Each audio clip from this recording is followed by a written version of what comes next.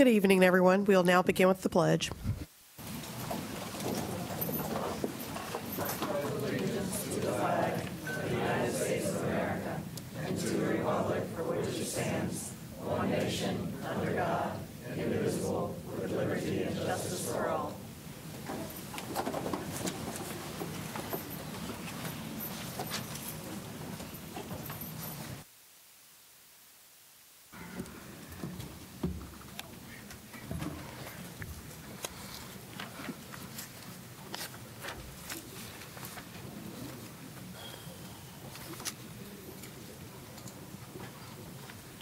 We'll now begin with Ms. Moore's comments. Good evening. It's that time of year when we invite parents to explore their early college and magnet school options. About 400 people attended our early college fair on Saturday at Vernon Malone College and Career Academy, which kicked off the early college application period that lasts until November 30th. Students in our early colleges can graduate high school with dozens, up to 60 sometimes, hours of college credit tuition-free. We also offer 2 college and career academies, which provide intensive vocational training in a variety of career pathways. And now is the time to apply for Crossroads Flex, designed for students who need to have flexible time to attend schools and have time during the day for extracurricular pursuits. Parents can learn more about all of these schools at wcpss.net/earlycollege. We're still a few months away from the January magnet application period, but there are 2 unique opportunities this week for parents interested in magnet schools. There's an information session tomorrow at 9:30 a.m. at Mills Park Elementary, where parents can learn about our magnet elementary programs. And our magnet office will answer questions during a special Facebook Live session on Thursday from 10 a.m. to 11 a.m. You can view that Facebook Live session at facebook.com/WCPSS Magnet Programs. I invite parents to visit WCPSS.net/magnet to start discovering magnet programs that offer innovative educational program in a diverse environment. I had the pleasure recently of attending the Triangle High Five Student Equity Conference, which brought together teams of high school students from 5 Triangle school districts. Their goal that day was to create equity action plans for their schools. As you know, it is a priority for all of us to make sure that our schools allow all voices to be heard, meet the needs of all students, and provide opportunities for all students. It was rewarding to see students take the lead role in advancing that priority in their schools. We have a brief video this evening from that conference. If you would please turn your attention to the monitors at this time. 1 Anna, 2 Anna. See, you was assuming. I said a rhythm, and you assumed, right? This is the Triangle High Five Student Equity Conference. Triangle High Five is a collaborative effort among 5 of our local school districts: Chapel Hill Carrboro City School System, Durham Public Schools, Orange County Schools, Johnston County Schools, and Wake County Public School System. And today we have representatives from all 5 districts here. And while equity means equity in all 5 systems, how we approach it is different. And so students are able to get ideas from one another. They're able to learn what students in other schools in Wake County are doing, but they're also able to learn what students in other districts are doing. And so they'll be able to bring those ideas back into their building and not just take the work forward that they've been doing, but to infuse some of the really good work that other students in other schools are doing as well.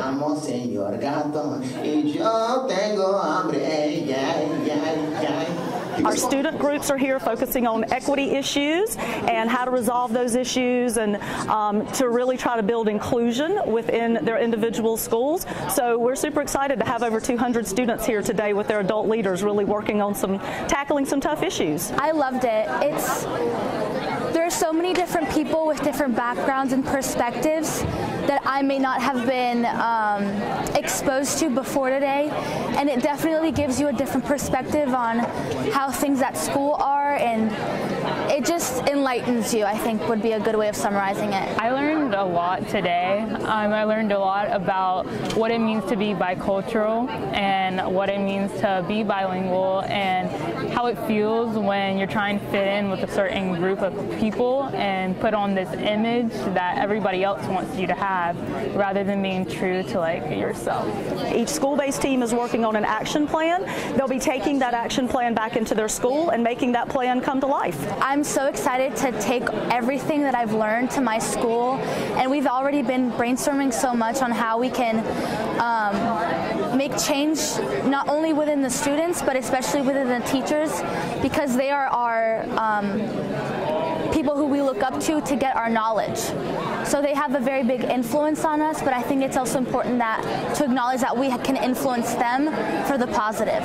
Our students learn best when they know that they're not just in a safe environment, but when they're in an inclusive environment. And so when they walk through the doors every day, we want them to know that they're in an environment that is safe for them, not just physically, but that it is safe for them emotionally. And so the work that we're doing here today is to ensure that every student has that place to be physically safe and to be emotionally safe so that they can put their best self forward, they can be a confident learner, and therefore a successful learner. Before I end my comments tonight, there is someone that I'd like to recognize. Of course, he's in the back of the room. Joe Desarmore, who's behind the pole in front of me somewhere. If he could sort of stand up, maybe come this way just a bit. Yeah, Joe, I appreciate that you would rather be standing in front of us, perhaps detailing the need for a change order, a new chiller, but instead we want to take this time to express our appreciation of you. This is Joe's last board meeting before he takes on similar and actually an expanded role in the Cumberland County school system. Joe started with us 17 years ago as a senior director overseeing maintenance and operations. He moved into his current role of assistant superintendent in 2009. And then a short time later, he assumed responsibility for child nutrition, long-range planning when Don Hayden retired. We are glad for Joe, sad for us, but I would remiss if I did not say congratulations, Joe, and thank you from all of us in the Wake County Public School System.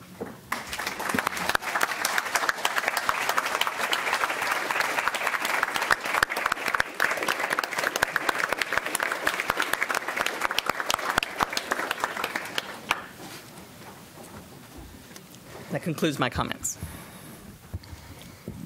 Well, Joe, it is Cumberland. You won't be at a lot of groundbreakings and ribbon cuttings, just saying. Just saying. Thank you indeed for your service, Joe.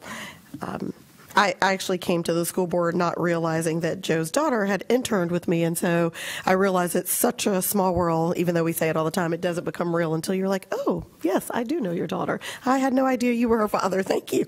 So it did indeed. He has a daughter with a very similar passion as mine, and so we bonded and connected over that, and enjoy your drive to Cumberland. I spent many years there, as did Ms. Kushner, so we can tell you all about it. You did. What'd you say? The commercial for Luigi's in Fayetteville. It is good. It is the best one. Thank you. But indeed, thank you and best wishes, Joe. While on the note of thanking people, I definitely, for those of you who did not weren't able to join us, my heartfelt thanks to Chairwoman Holmes of the County Commissioners for inviting me to join her in the first official full-fledged State of the County. It was a very well done show. When I got my little calendar invite for a dress rehearsal, I wasn't really sure what to expect. I'm glad I went to the dress rehearsal, and for those of you who haven't watched it or weren't able to attend in person, I strongly recommend it. It was very well done. And I also thank one of our bond co-chairs for joining me talking about the importance of supporting the Wake County Public School bond. It was also great to see the opening video for Wake Tech, who also spoke about their partnership with the county commissioners, opened with a student who graduated from Wake County Public Schools who is now a student at Wake Tech. And so I thought, while we didn't plan that, the beauty of the seamlessness of education in Wake County was definitely showcased that evening. And so, again, I believe it's something for all citizens to be extremely proud of. As I said in our work session, like anything else, Wake County Public Schools is not immune to bumps, bruises, and struggles along the way. And I think that's what makes us community. And I think that's really what we showcased at the State of the County across both Wake County Public Schools and the county, both where our partnerships are overlapping and also where we see ourselves in finding our niche in our community. So again, I think it's a great opportunity for citizens to watch, and I appreciate all the work the county put into it, ensuring Wake County Public Schools was adequately showcased by allowing me to speak and allowing us to speak through what to expect in the bond and the importance of our bond. And voting yes for the bond is important. Just a reminder there. While I'm on Chair Holmes, I also like to thank her. So all of my friends and family have been fascinated that I was at the Habitat build, which this year I was joined by Dr. Martin, who really is a builder. Roxy and I totally actually hammered together. We really worked hard. We took a lot of notes, but we did. So we appreciate, doing the hard work, but we did move siding and we did hammer nails, and I did say jealously, which that's not really my personality. I was like, I don't understand how you got that nail in so quick with like 3 swings when I was just like this over and over. Leverage, and I blame everything on being left-handed. So I'm going to stick with that too. But just like the first year we did it last year, it is a great experience and always a reminder that and we had elected officials from all the municipalities represented, and it's just a reminder that, again, regardless of where we agree or disagree, we all are committed to absolutely the same outcome, and that's our community, and that's what I think we get to see with the Habitat build, even for those of us who are not experts. I'd also ask people to not thank but forgive me for the slow response.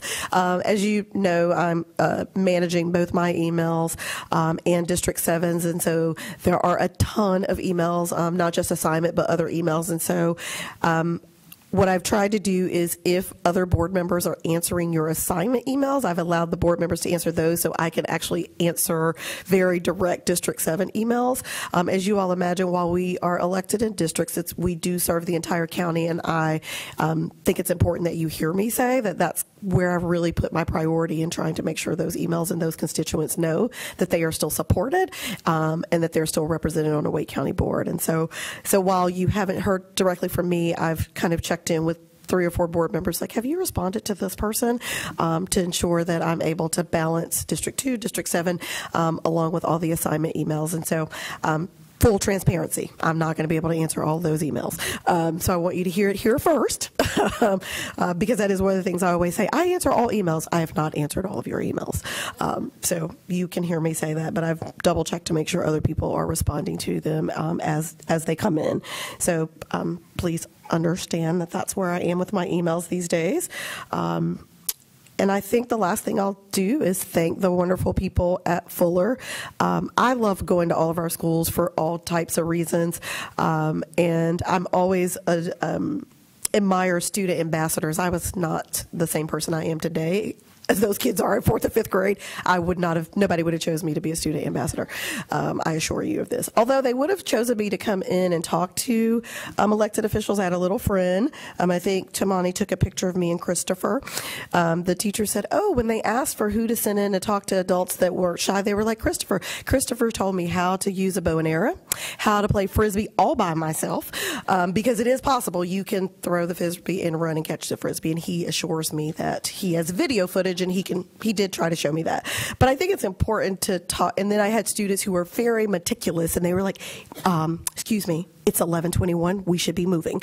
So I think that's important that we recognize, like, not just the diversity that we talk about in our schools, but the diversity that we see when we are in those buildings, of the way that their character shines through, whether they're like me and Christopher, who could talk to this podium because I can talk ad nauseum, or if you're like our students who were very structured and took their jobs very seriously and kept me on time.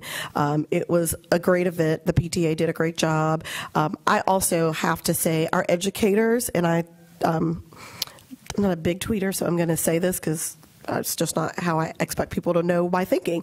We had teachers and a custodian who had been at Fuller over 20 years really speak truth to power, and I think I will end on both of those 20-plus year veterans at Fuller, their words were true. We are in an environment where people are consumed with what's good for them and their personal selves, and not the environment that we're creating for teachers, which in return is the environment we're creating for our students. And they really spoke about the importance of acknowledging that teachers know why they got into this career. And we often speak as though teachers don't know why they got into this career, and they love their career, but they recognize that we're in a climate where teachers are not acknowledged, not respected, and we heard the same thing true for the custodian, just recognizing that while they were talking a lot about physical space, and I'd never heard anybody say this, but I thought it was well stated, is that she's in a cottage and she feels like being in the building would make her a bigger part of the school community, and recognizing this for her at elementary, that community is a huge part of who those students are. And so again, I'm sure Fuller posted and tweeted a lot about what those teachers and folks on those panels said, but I always encourage all of us, not just school board members, but our community, to hear from our educators and to hear what we are doing and how we're speaking, what that means for them in their day-to-day job, and how that translates to their students. And then I loved, of course, witnessing how they told us they keep kids excited about learning, and how they had a little girl who was very sick but didn't want to leave school, because they make sure that they are meeting each of their students, and they definitely spoke directly about the things that they need from us. And so thank you to Fuller PTA, and also for all the educators and school personnel who gave of their time to share with us this morning about what those needs are and how they directly impact student learning. Dr. Martin. Thank you. It has been a busy couple of weeks since our last board meeting. First, Joe, I'm going to extend my thanks. Enjoyed working with you over these last several years, and we really do wish you the best as you move on to Cumberland. In addition to all the student assignment hearings that we've had, since our last board meeting, we had the Principal of the Year and Vice Principal of the Year recognition. So shout out to Dr. Will Chavis of Enlow High School, and Vice Principal Sykes of Washington Elementary School, both outstanding leaders, and very excited to recognize them. Ms. Sykes, of course, comes from District 5, which we're proud to recognize. Yes, the habitat build is always lots of fun. Building and habitat was what I did for therapy while I was in grad school. I was assistant building supervisor. After a week in the chemistry lab, going out and banging some nails is always good therapy. But you know, speaking of how do you drive a nail in just a couple strokes, it is leverage. Getting the right angle on a hammer. Why do I note that? Because habitat really is about leverage. What habitat does is it leverages dollars to have a huge impact, a much bigger impact than it otherwise would for that same number of dollars at addressing the affordable housing problem. And when we address housing, that's a leverage that impacts student success. When you see the students that live in these habitat communities, the community where we were working is building 119 homes. Those homes create a safe space, a learning space for many, many children. And really swinging that hammer leverages not only affordable housing, but leverages student achievement. And as we leverage student achievement, it leverages lives. The Wake Ed Partnership ran their Stars of Ed, where they recognized entrepreneurs, business leaders, various community leaders who are incredible contributors to the Wake County Public School system. That was a fantastic event. I, too, really appreciated the inclusion of the Wake County Public Schools in the State of the County address. The good news is the state of Wake County Public Schools is strong, and that's part of what helps make Wake County strong. And I think some of the partnerships we have with the county are strong and growing, and we want to keep it that way. Yesterday, I had a great opportunity to be on a panel with the policy fellows of the North Carolina Public School Forum, a group of people from basically the eastern half of the state of North Carolina, people who are interested in learning more about education policy, and most come out of some education background but don't have as much policy experience. So that was really a very important engagement. And then today, working with the folks at Fuller. Fuller does a fantastic job with the elected officials day. you know, I was too struck by the janitor. All of our schools have a janitor, but he noted how we've had to contract out so many janitorial services, and even that we only do every other day, basically, for the cleaning services. The janitor's there every day, but he noted the difference from when we had all of our own janitorial staff compared to when we contracted out. When we had all of our own janitorial staff, everybody felt a greater sense of ownership in the projects getting done. Why can't we do that today? Because everybody's worried about that dollar value. And unfortunately, the value of a community is more than just dollars. And I think we need to, from the janitor, you know, to the teachers, we need to get that value back into our structures. Finally, I'll note that tomorrow morning at Moore Square Elementary School, I will be holding my BAC meeting. Of course, the BAC meetings are open to the public. Our topic will be the bond referendum. As various people have said, we do hope you'll vote yes for the bond. We and the commissioners have agreed to the building program. It will be built, everything that's on that plan, which includes renovations and new construction. The question is, how do we want to pay for it? If we don't pass the bond, we're still going to do the building. It's just going to cost the community more, because then you have to raise the taxes even more so that you can pay by cash or by the limited obligation bonds. If the voters approve the general obligation bonds, we're able to borrow the cash at a lower rate. And if you build on debt, then new people coming into the community are actually helping pay for the schools that are going to be built in the future. If you build on cash, then all of those of us who are here today are the ones who are paying for all the future growth.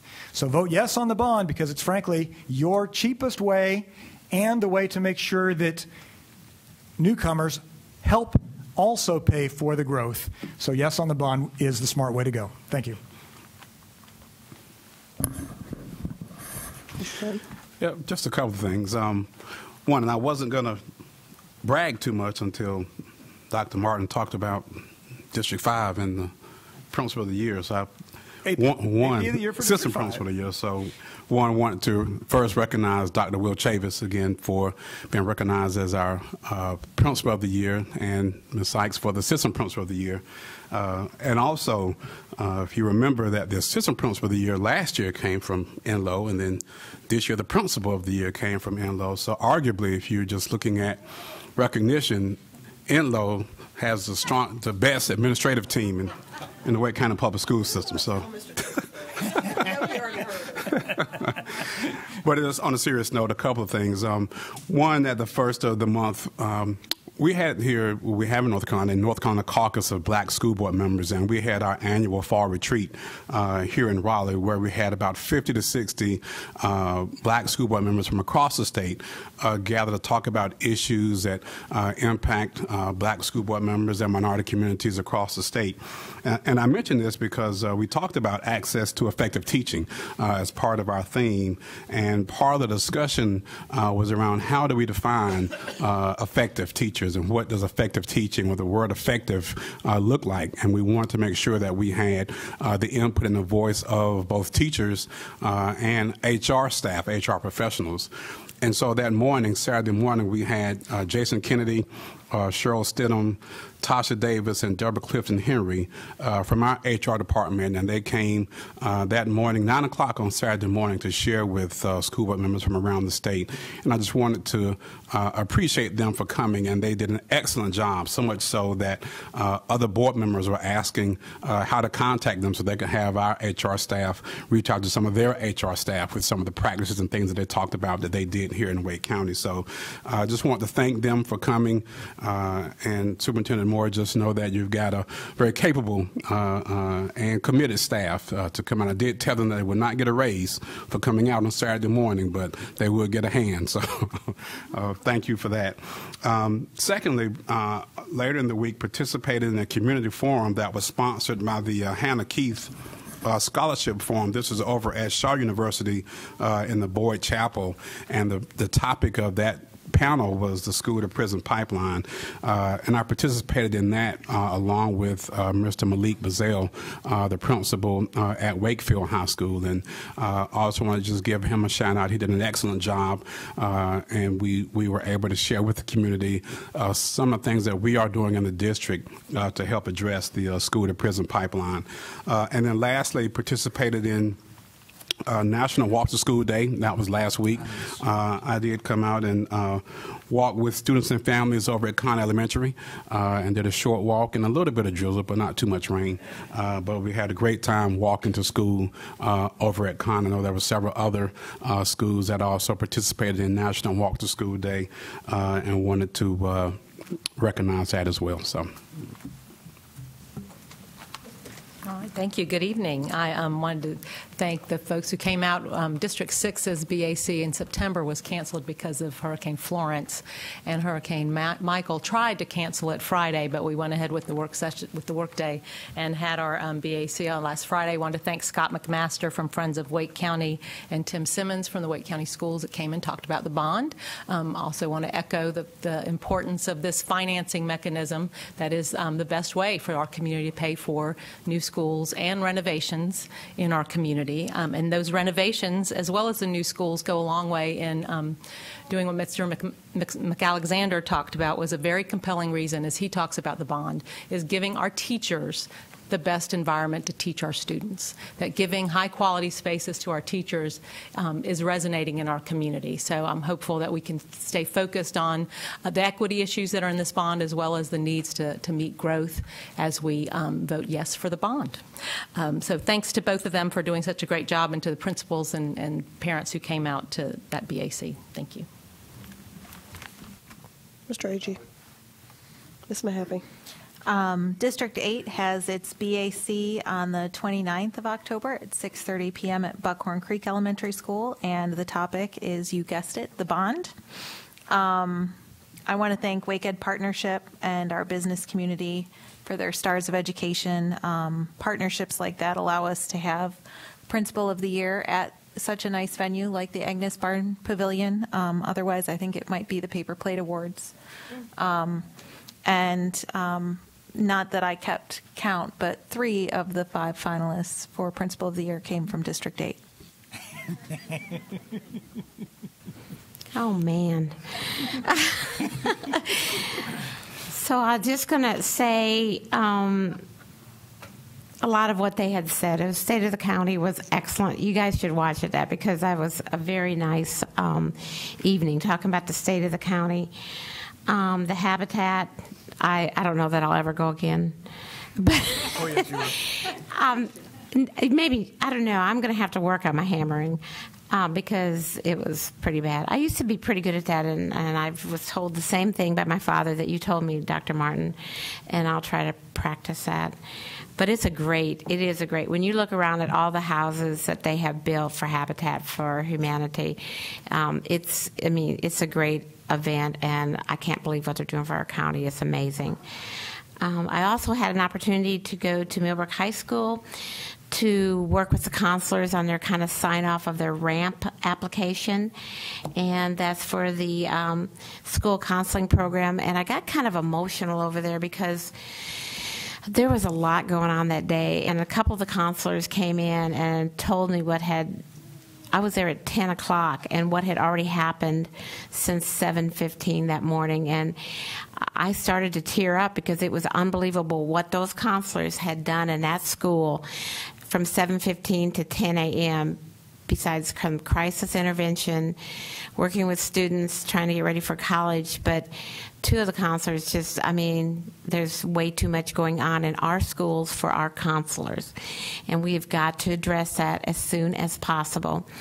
And whether I'm on the board or not, that will be something I will focus on for a long time in this county. We need to get our counselors down to that standard sooner than later.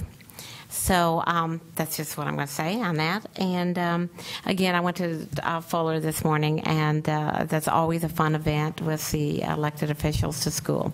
That's all. And if I leave in a little bit, I'm going to a surprise birthday party for my 6-year-old grandson. So it's not that I don't want to hear all of you speak.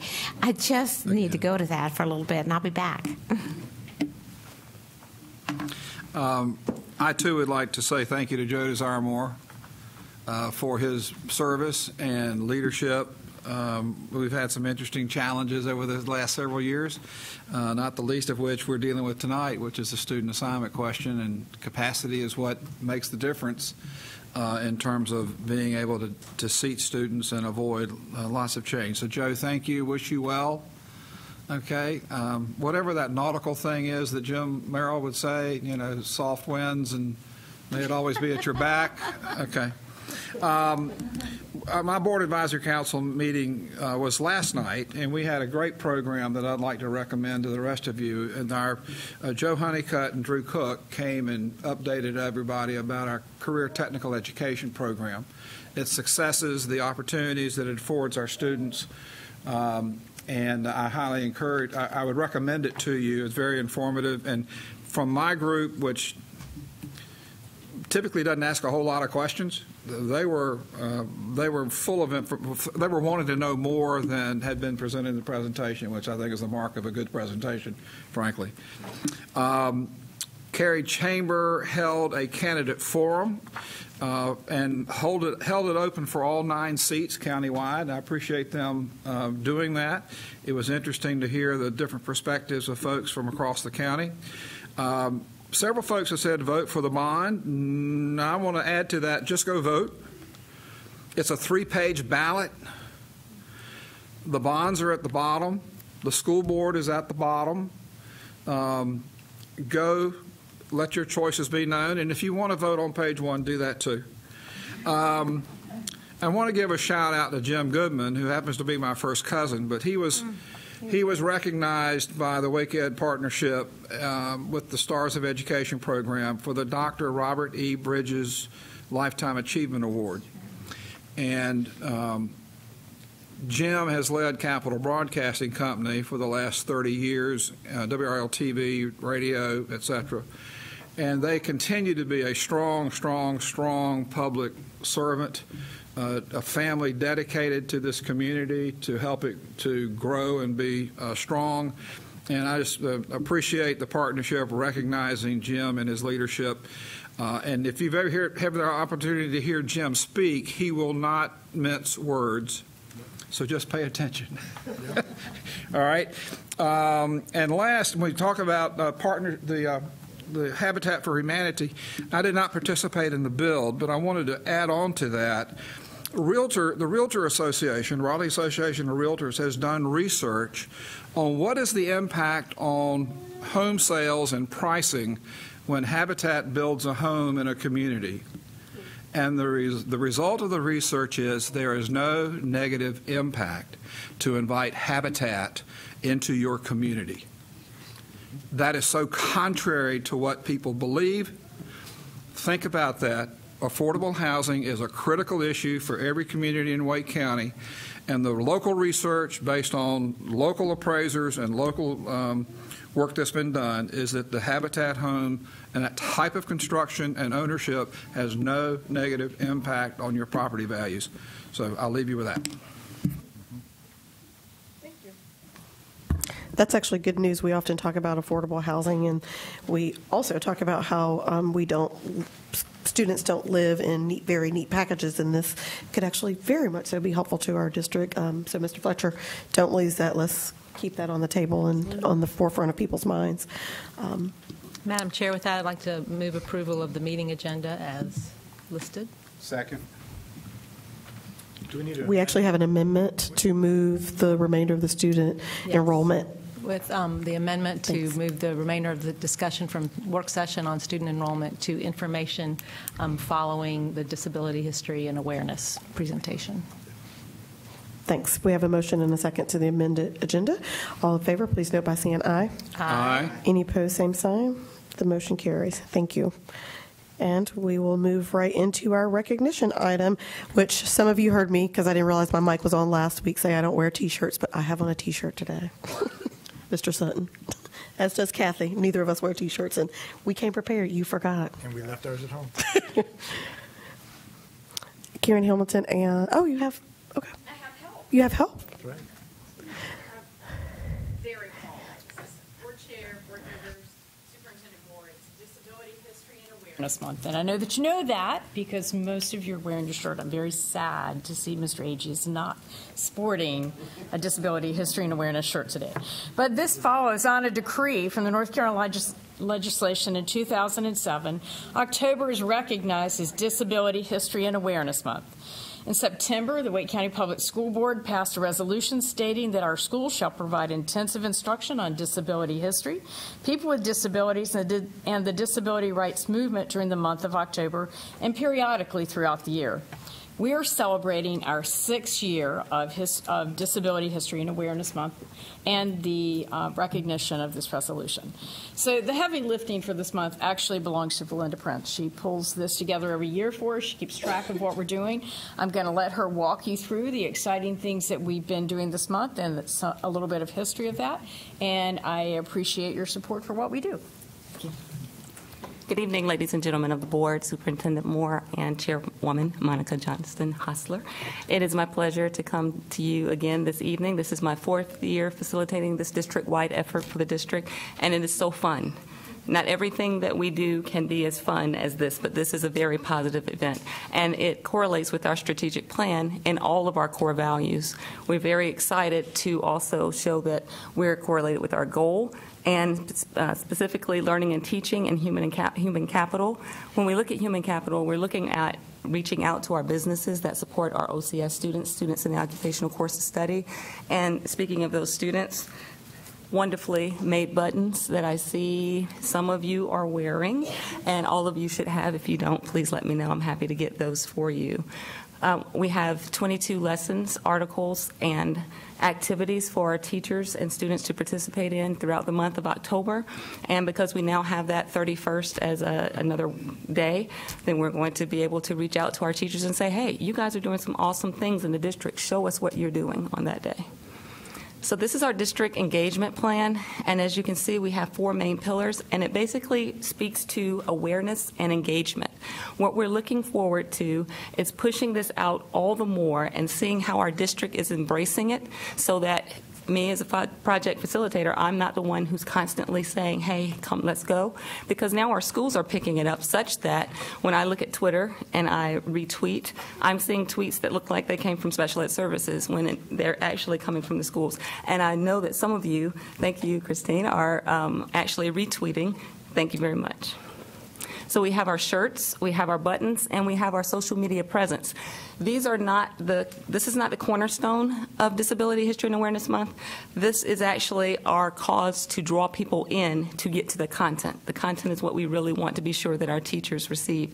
And in August, we were able to reach over 1,000 special educators with this message. So we're seeing some phenomenal things happening in our schools. Matthew Schwab was able to present. He is a 2017 graduate of Holly Springs High School. He presented to all of our teachers such an inspiring message that I was inspired to make a lesson with his short bio. He's a young man who's done some phenomenal things. And one of our lessons this year features him so that everybody in the district can understand what regular ed and special educators can do when you come together. And that was one of the statements that Matthew made. He said, I am what happens when regular ed and special ed work together. You can't get more goosebumps than that when you're listening to that in a large auditorium. Our calendar of quotes. Now this one, this is our 4th year again with the calendar. And before the month could get underway, before anything happened, I had teachers emailing saying, are we going to have the calendar again this year? We have parents who are saying, can we get access? And parents do have access to this information for the calendar, and they're tweeting our quotes. That sparks our district-wide conversations, and we relate it to our theme. And we are with solidarity, of course, with Wake County Public Schools, and what starts here changes everything. I wanted to share some awareness data with you. If folks are not aware, then they can't engage. And so with all the wonderful things that our schools are doing, this is another one. Our T-shirt awareness is getting out there all the more. The dark green is what you want to look at. When you see the third one down, it says, what is DHAM? That's a lesson that goes into our resolution to help everybody understand why we're celebrating, what are we celebrating, and how can we celebrate. So we are gaining ground, tremendous ground in our awareness, and what we want to do is turn that awareness into engagement. So I'm looking across the district at our regions, and just in looking at some of the percentages, we're looking at the number of schools within a region who are demonstrating that engagement by participating and documenting that participation so that we can take that data and look and see what do we need to do to increase this effort. So there's a lot of room for improvement, but I'm very happy to say that we're growing steadily every year. This yellow sheet is just a list of our winners from 2017. Truly, the winners are every child and teacher who get to participate in the activities and the content and the contests. But I wanted to highlight this slide because, as you'll see, the lighter green portion of the pie represents secondary schools. Secondary schools represented 30% of our winning participants. So that means that we're engaging more of our secondaries. We have lots of elementary schools, and lots of elementary schools are doing lots of wonderful things. But we also want to see that growth in secondary, and we're beginning to see that growth. So our focus is on engagement. After awareness, people can participate. We're focusing on collaborative efforts, and to that end, I'd like to thank Coralie in communications, who works with me as I tweet. She retweets through the Wake County account. I tweet for special ed services for this project. And we're also focusing on post-secondary options. So our articles, our lessons are focused on the work, the career, that lines up with our goal when we're looking at 95% graduating, college and career ready.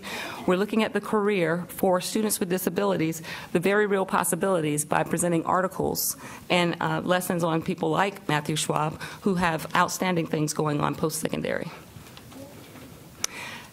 To close, I'd like to highlight our winners from winning schools, the goal participants. We can't highlight everyone in this time, but I did want to recognize Olive Chapel Elementary. They earned the Goal Award in the District Awareness Challenge. The District Awareness Challenge is where we see schools participating in all of those lessons, and the more lessons you participate in, the more points you earn for your school. Olive Chapel had a phenomenal project where they had they had their own school's challenge. So great job, Olive Chapel. Then there's Powell Elementary, and they earned the Gold Award in the DHAM School Banner Contest, and you can see their banner behind us there. Great job, Powell. Then Lead Mine earned 2 gold awards, and they told me the year prior that they would. So there they are. They earned the gold award for the school banner. They tied for the school banner contest, and they also earned the gold award that we showed you last year with the school video contest. Phenomenal video that really touched everyone's heart with the possibilities of what we can do in Wake County Public Schools for students of all abilities. So I wanted to end with the Lead Mine banner there, and to remind us all that with continuous improvement in collaborative efforts across the district, data-driven strategic outreach, which is what we're doing with the awareness and engagement data, and deliberate focus on the design and delivery of the content, we can continue to positively impact the trajectory for students of all abilities. Thank you very much, ladies and gentlemen. Thank you so much. Thank you both very much, and thank you for noting that there are lots of things to get people excited, like all of the physical, tangible apparel, but pointing out the content and absolutely including former students is great. And thank you very much for facilitating district-wide the planning, and it's always great to see our schools really take on to these things. So thank you very much to you and Ms. Hamilton, who's scurried away, but thank you both and all of the folks who helped make this possible. I can't see behind the pole, but I'm sure Mr. Gross is ready.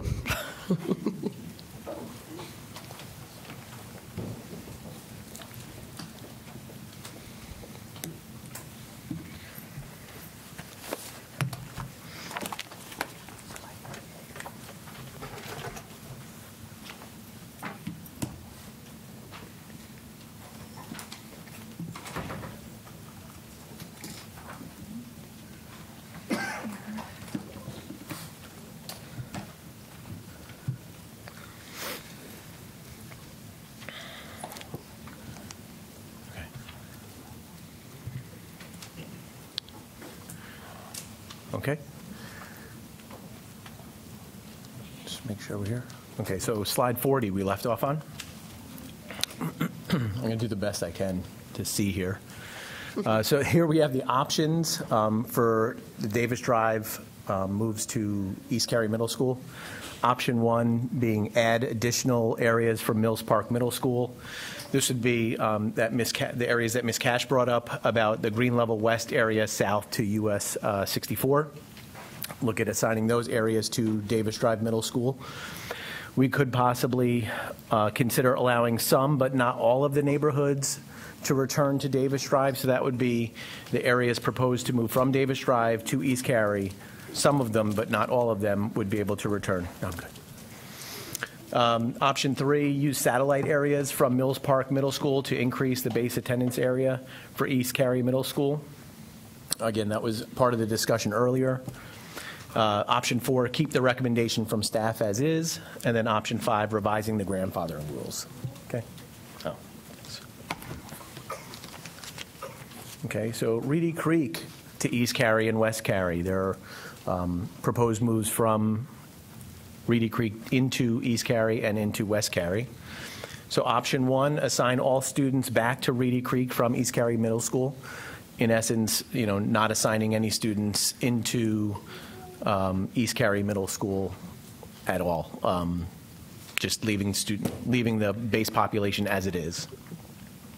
Option 2, assign some but not all of the neighborhoods back to Reedy Creek.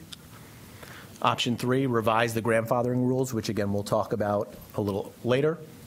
And then option 4, keeping the recommendation from staff. And then the Adams feedback. This is the Adams Elementary base and application areas. Option 1, we can change the calendar of Adams from year-round to traditional.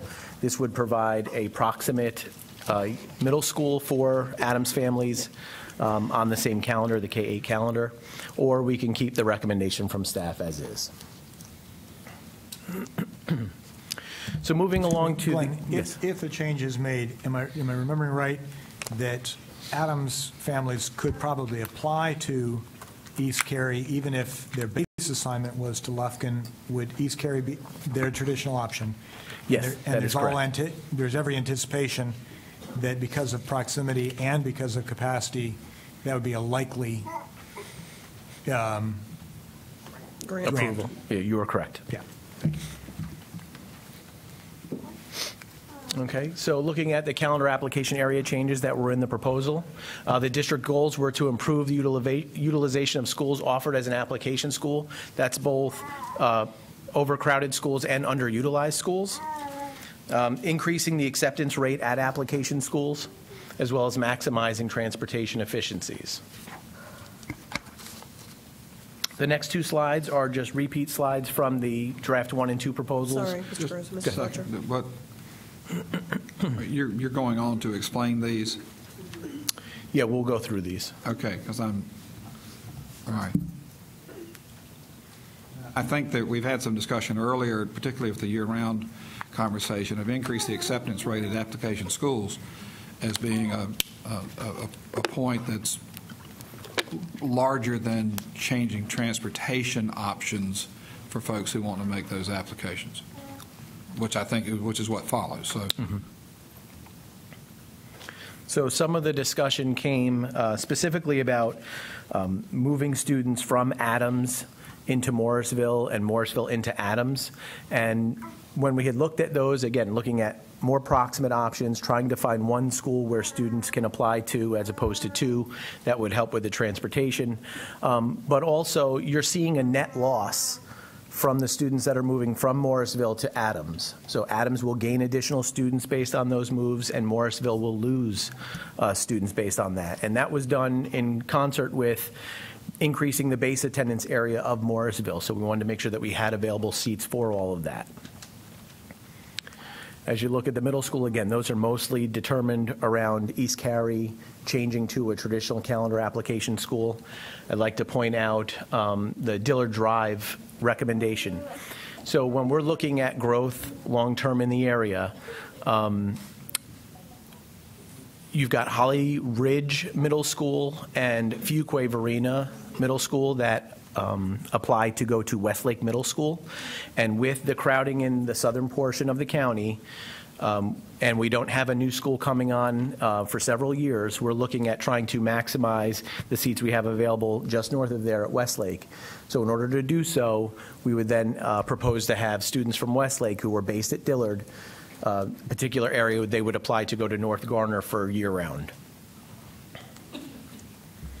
So I know we're going to talk about the grandfathering a little later. I just want to highlight again here, for a lot of these calendar transfers, I'd like us to consider in our grandfathering discussions that people whose calendar options are changing, they've already sort of requested, and it's not, they got the calendar application, it wasn't exactly a transfer, but it strikes me that unless we're making those calendar reassignment changes because of overcapacity or a new school, if there's capacity at the school and the parent provides their own transportation, it strikes me that that would be a logical grandfather, because the whole reason for doing this is to increase our transportation efficiency.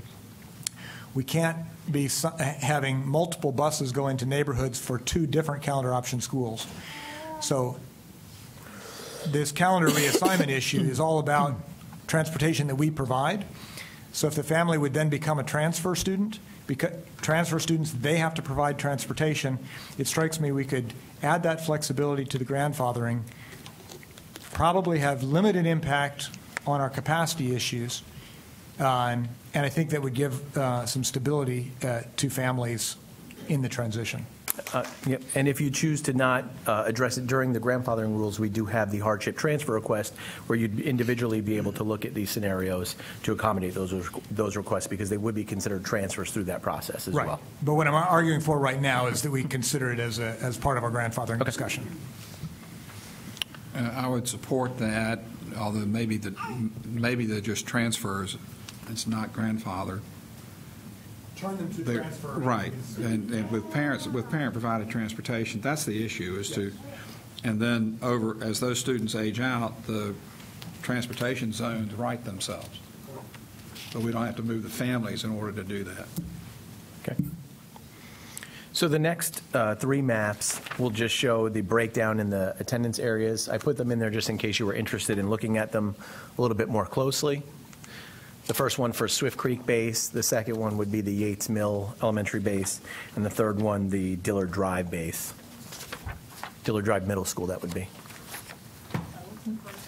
Swift Creek Elementary. We heard from a lot of parents at Cary High School that are currently at Oak Grove. And it would be the Yates Mill that they'd like to, for the ones that are proposed to go to Timber Drive or North Garner, that they feel that that's a bit too distant for them. Okay. So I'm hoping that's something that we're looking at. So looking at another alternative instead of Timber Drive, or looking at? Just looking at that, what alternatives are possible, because we run the risk of losing year-round calendar families if they can't get there. The challenge I have for those moves are moves coming out of a multi-track, and we don't know what track the children will be on, and saying your new school is only track 4. All right, and I don't think that's an appropriate if we're trying to clean up transportation zones, that would not seem to be an appropriate ending to require them all, 3/4 of them, to change tracks. Okay. And I'd rather see the folks who are in multi-track schools served by the multi-track schools that are multi-track. Okay. All right.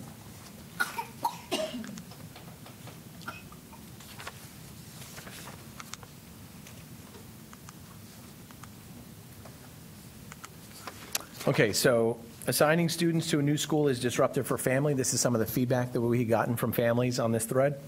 Grandfathering rules should be revised, and again, we'll bring that up again later. Proximity of the current school versus the assigned school was concerns that they addressed. And then why are we moving some into a school and others out? And, you know, in my brief example about Morrisville and Adams, again, you're talking about crowding as opposed to a school that needs additional students. So the calendar application, school changes, option 1, we can revise the grandfathering rules. We can look at option 2, keeping the recommendation from staff, or option 3, we can remove this completely from the proposal. So those will be items that you can address to me through feedback. So did Dr. Martin and I just add an option 4? We can certainly put that out there. I mean, I'm assuming I will just get that in the feedback from all of you. Yeah, and let me clarify back to the feedback. Our process will be the same. Each of you will send your feedback to Glenn, and he'll compile it. Unfortunately, it'll be Glenn compiling, but sorry, Glenn. But yeah, and if you'll, of course, copy me and the superintendent. Sure. Bill, could that still be a grandfathering by transfer? I mean, could it still be grandfathering? The point that you raised, you know, so that, because your policy allows added flexibility through the grandfathering. I know you want to make sure it would still be a transfer for transportation purposes, but could it still be just that the student assignment plan would note that there would be grandfathering upon a transfer request? Whatever the mechanics may be, would be okay. I don't know that we typically grandfather transfer students. Yeah. Straightforward T-coded transfer students. And then on the other hand, we do. They can escape a student assignment plan if they're a transfer student into a school where we move kids. That's right. So whatever the mechanics are, the outcome is not to require someone going to Adams by choice to go to a different multi-track school because we want to eliminate a bus route. That's the point. We don't need to swap folks from one school to another. It's a zero-sum game in terms of capacity. What we're trying to do is eliminate duplicate bus routes in that situation. Thank you. Well, I just add, I think the semantics of whether we call it grandfathering or not doesn't matter a whole lot to me, but I think it does need to be there needs to be some application process, right? We don't just automatically say, if you're there, you turn into a T, right? Well, you turn from calendar option to T. You have to request it probably through the grandfathering process. I think that's a good point, and as I understand it, the staff is expecting the grandfathering request period to be earlier this year than in previous years. So that immediately following our November 20 vote, as it's currently scheduled, shortly thereafter, a grandfather application period would open for students affected by the plan. Correct. Okay, and these people should be part of that. Okay. So speaking of grandfathering,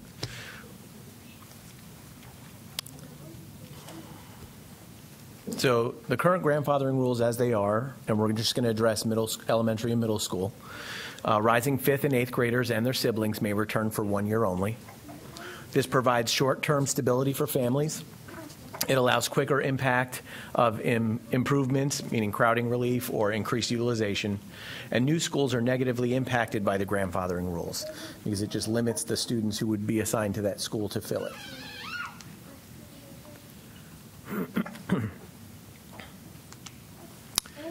So grandfathering rules, and we limited this to existing schools because of the fact that CAP schools or new schools would be negatively impacted by grandfathering.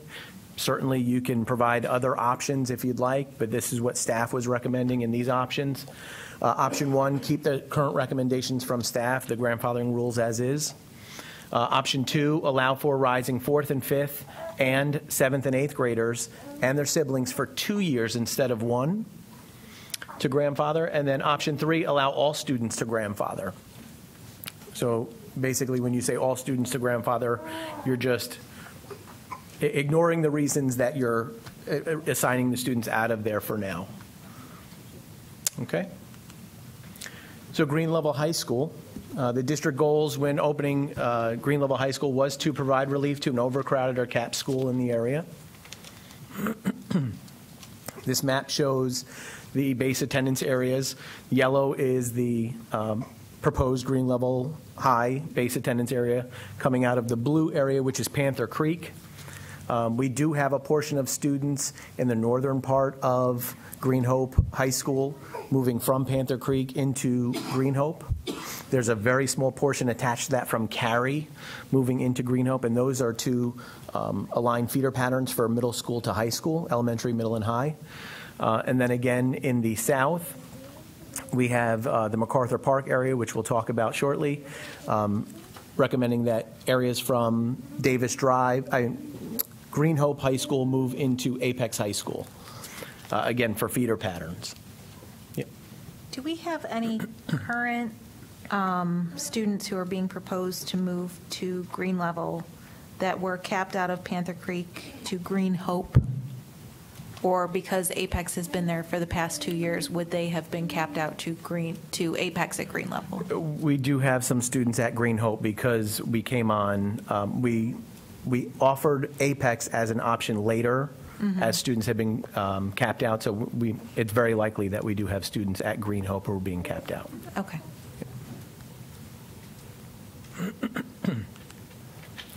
So again, here's the heat map that we had talked about earlier. This again now has the lines for the high schools on there, the base attendance areas.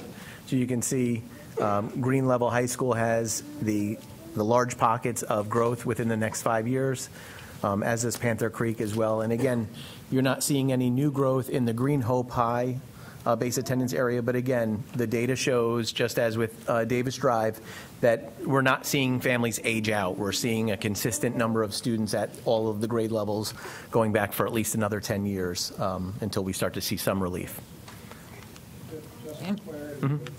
The map from 64 South is Apex or Apex Friendship? Apex Friendship. And so from 64 South, the area north and south of 64, east of 55 is Apex. East of 55, yes, that is Apex over there. All right, and Green Level is above 64 on the Chatham County line. Correct. And west of 540, or 55. And we've been in contact with our real estate folks that we need land in this area soon. We have. For additional schools. Okay. So MacArthur Park, the feedback that we'd received from this area, they want to remain at Green Hope High School because they feel it's more proximate. They feel targeted by the Office of Student Assignment over the years. I guess they've been brought up in several assignment plans over the last several years. Proposed greenway to connect Davis Drive Park. They feel, just as the Cameron Pond people, that they will have direct access to the Davis Drive campus, so they would like to stay assigned to Davis Drive schools as well as Green Hope High School. They believe the neighborhood is aging out, so impact is only short-term on Green Hope High School. And Green Hope High School is not in a high area of growth. That was the feedback we received. Currently, MacArthur Park is proposed to attend Apex High School from Green Hope High. Laurel Park Elementary and Salem Middle School are their base attendance areas. They are the only area that, with that feeder pattern, that is assigned to Green Hope High School. Their assignment history, I put it up there, so they've had one change. Last change they had was 2008 when they moved from Davis Drive Elementary to Laurel Park Elementary. Then in middle school, they had a recent change in 2015 from Davis Drive Middle School to Salem Middle School, and they haven't had a high school change since 1998. Okay, Green Hope High, like Davis Drive campus, does have little new growth in the area when you look at that heat map, but aging out is not supported by the student data that we've collected. So the feeder alignment issue, I know this came up in earlier discussions. So option one, would you want staff to correct feeder patterns? Okay, when we have areas like MacArthur Park, that is Salem Elementary, Laurel Park Elementary, Salem Middle School, and they're feeding to Green Hope High School, and they're the only cohort in that scenario. Would you want us to put them with students who have that same cohort, so they have groups of students moving to the next level with them? This obviously contradicts what Ms. Mahaffey brought up about the Highcroft move. So, you know, that's part of option two. Do you want us to then not consider the feeder pattern moves and continue to work towards reducing crowding at the school? So those are the two options you have there. Or option three, just move forward with our current staff recommendation that we are going to try to correct some of the feeder pattern issues, but not all, because when we're looking at crowding at certain schools, those are the decisions we have to make. If you have any other options that you'd like to share as well, staff would be more than happy to consider those. Let me ask, the Highcroft Elementary, I'm trying to understand why the Highcroft Elementary proposal is here when we're talking about Green Hope High. Yep. So Highcroft Elementary is proposed to move to Green Hope Elementary, right, with a Davis Drive Middle School base. Okay. And then they would go to Green Level High School as their base, and that's the only area that's assigned from Davis Drive Middle School to go to Green Level High School.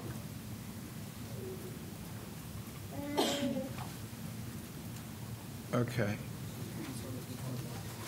Yeah, and I would support looking for a larger cohort. The Okay. Green Hope. But we're talking MacArthur Park and the move from Green Hope to Apex.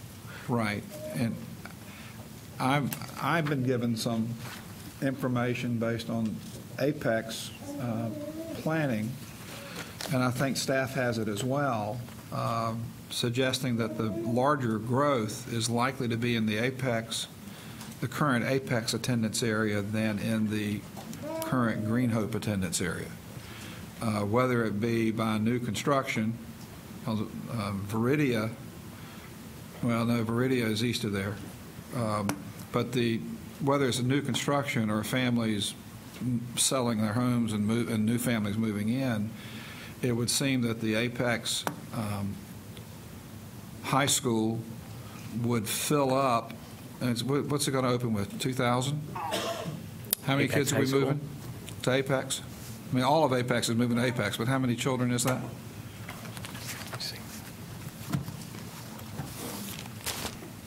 If it's 2,000, they'll have 280 seats to accommodate growth without anyone having to move.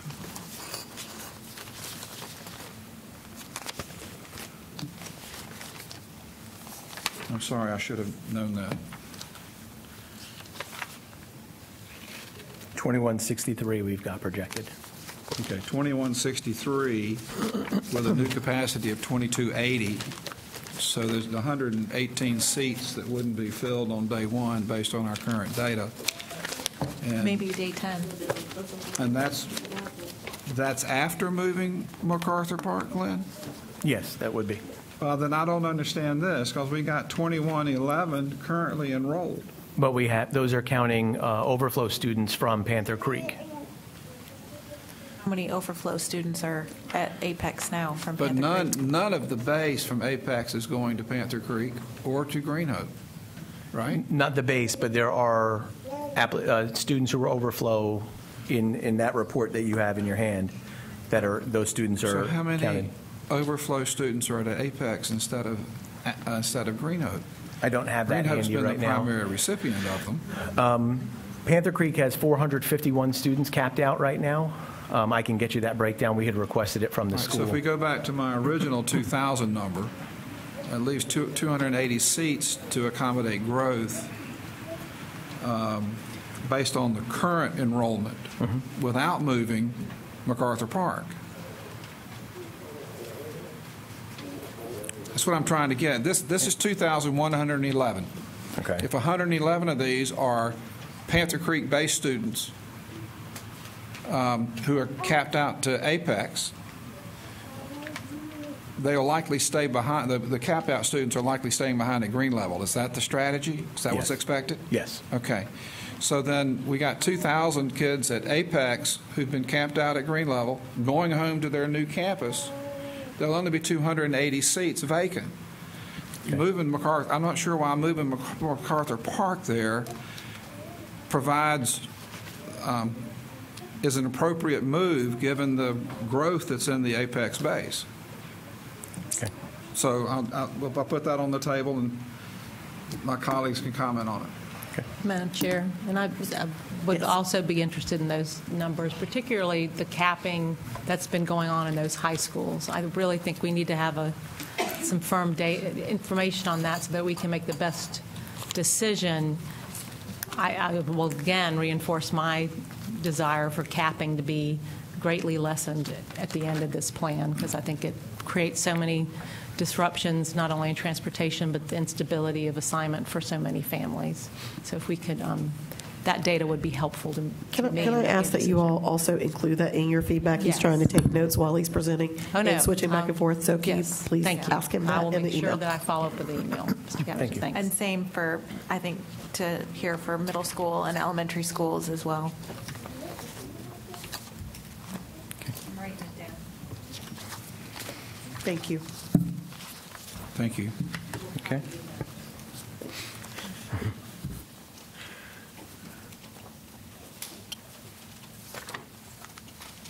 Let's find out where we are. You're doing great since you don't usually have to flip back and forth between live and a PowerPoint.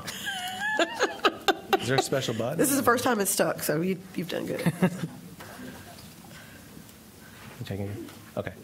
I think they're going to try to figure it out for you. Thank you.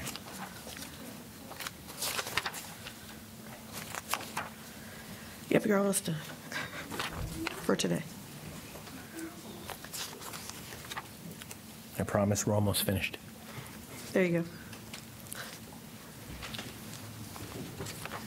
Madam Chair, if I may, I had one other question about green level high, and that is, are we in fact moving enough students to green level high to provide relief to Panther Creek and to open a vibrant high school? It's a good question. I mean, so when we look at opening new schools, yes, we are trying to provide relief, but we're also trying to look at what other high schools would we have in this particular area. So when we look at new growth in the area and the rapid new growth coming, we did not want to overfill Green Hope and then have to turn around and cap Green Level and then turn around and cap the school in recent years. So, I mean, that's a balance that staff and the board will have to consider. What's the best way to handle that? When you look at the data, that's based on all of the students being assigned to the school, so it's not, you won't see an immediate relief, but we're hoping that long term you'll still see some relief. Okay, well, I admire your desire not to bake in a move back in 3 years, because in the western area, no matter who is in charge of student assignment, we have moved kids out of Cary, back to Cary, out of Cary to Panther Creek, back to Cary, in order to try to manage growth. Well, today there's no room at Cary. There are 2,200 kids at Cary, and that campus wasn't built for 2,200 kids. So I appreciate your caution in over-subscribing Green Level High School. I just want to make sure there are enough young people there to have the vibrant academic, music, co-curricular program that they're expecting. As do we. Yeah. Okay. All right, skip ahead. Sorry, we're near the end.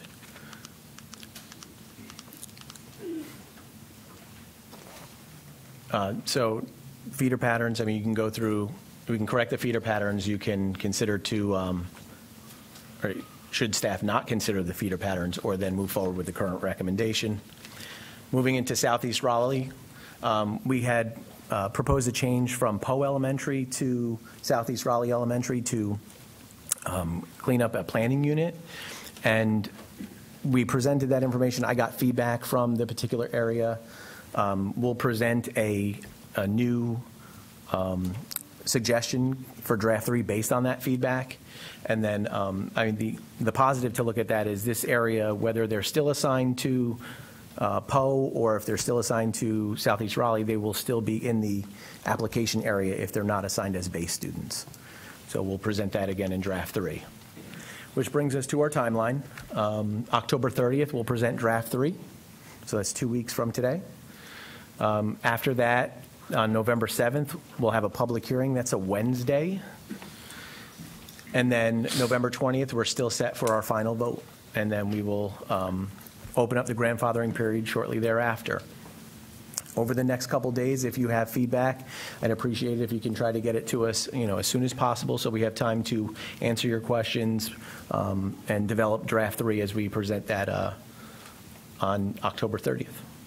Madam Chair and members of the board, I thank you for your time. Madam Chair, may I ask a question about Southeast Raleigh? Yes. Mr. Frozer, what is the ratio between the base assigned students and the students that would be able to arrive by application? What's the target? So it's a small school. It's a 400. Yeah, and the hard part is we're still trying to get an exact date of when the housing on site will be built. So we don't want to oversubscribe to application students initially when we're not. We've been having issues with solidifying a date as to when that housing will be ready and families will be moving in. I'm certain that we can provide more application students at the upper grades because they will not be there as long with regards to years, but that's certainly something we've already started looking into with the community. So when will we have an answer? I'm hoping soon. Since it's not from him, he doesn't know, Mr. Fletcher. Thank you. He didn't know how to say that nicely. I understand he doesn't know, but we're going to make decisions about how many kids to put there, and Well, I just want to make sure you're directing the question appropriately, which is not to him. An assumption needs to be arrived at. Yes, and that's still not a question he can answer. I will do my best to get you an answer as soon as possible. So perhaps we could start with those upper grade numbers. Okay. Would you like that incorporated into the draft 3? They'll put that in their email, Clint. Thank you, Ms. Kushner. Okay. Thank you. Thank you very much. Well, before we leave, Glenn, can you let us know what your preferred feedback is? Would you like us each to send you an email with, you've got lots of places where option 1, option 2, option 3, option 4. Would you like us to just raise the issues that we want to try to put on the table? Would you like sort of comments on each of the different options, where we land, and then when would you like the information by from us? I'll start with the last one. When would we like the information by? I'd say the end of the weekend would be ideal. I know you're going to need some time to review this and think about it, but if you can get it to me by Sunday evening, that would be great. When it comes to the feedback that you're going to provide, I would suggest that if you can just take, I don't know if you'll have access to it because it'll be a PDF, but I can try to send you a electronic copy where you just copy and paste the option that you want to keep, or just identify the slide, or you can just provide your feedback or alterations. I can figure it out, and if I have any questions, I can just clarify with you. But whatever you feel is best, because you're right. There's going to be a lot of option 1. I want to do option 1 here on slide 2, on slide 7, 9. You can do it that way, or you can just address your particular issue, provide your stance on that particular issue, and then I can figure out how to draft 3 based on that. Okay. All right. Thank you. Thank you. We'll now move into public comment. Citizens who sign up to address the board during public comment will be called on in priority order, first for items on the agenda and then for items not on the agenda. Each individual speaker will be allowed 3 minutes for remarks. Specific personnel or student matters are not appropriate for this public comment setting, but may be addressed through applicable WCPSS personnel, the grievance policy, or other applicable policies. And I'd also like to note that I actually made a change to that. We do have a teacher and a student, so I moved them to the top because the rest of our speakers are on topic regarding enrollment.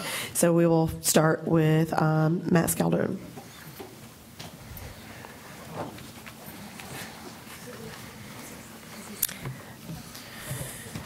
Good evening, board, county leaders, Superintendent Moore. Thank you all for having us tonight. I wanted to speak about this summer. I had the fantastic opportunity to travel to China with Go Global NC. I got to build some lifelong collaborative relationships with educators from around the state, specifically some of those educators from the counties down east that have been affected by the hurricane. I just heard from Lisa Godwin, who was last year's North Carolina Teacher of the Year in Onslow County. They are expecting their teachers to go back on November 1st. What students they're going to get back November 5th. And they don't know what resources they have or don't have. Specifically, print resources. Books and water don't mix well. So I was thinking about it, and I believe that Wake County Public Schools is in a unique position to potentially help those counties out. We are, as you know, going through a major curriculum shift, the ELA curriculum shift at the high school level. That comes with buying 16 new anchor texts. As a department chair, when those thousands and thousands and thousands of anchor texts come in, I don't know where I'm going to put them.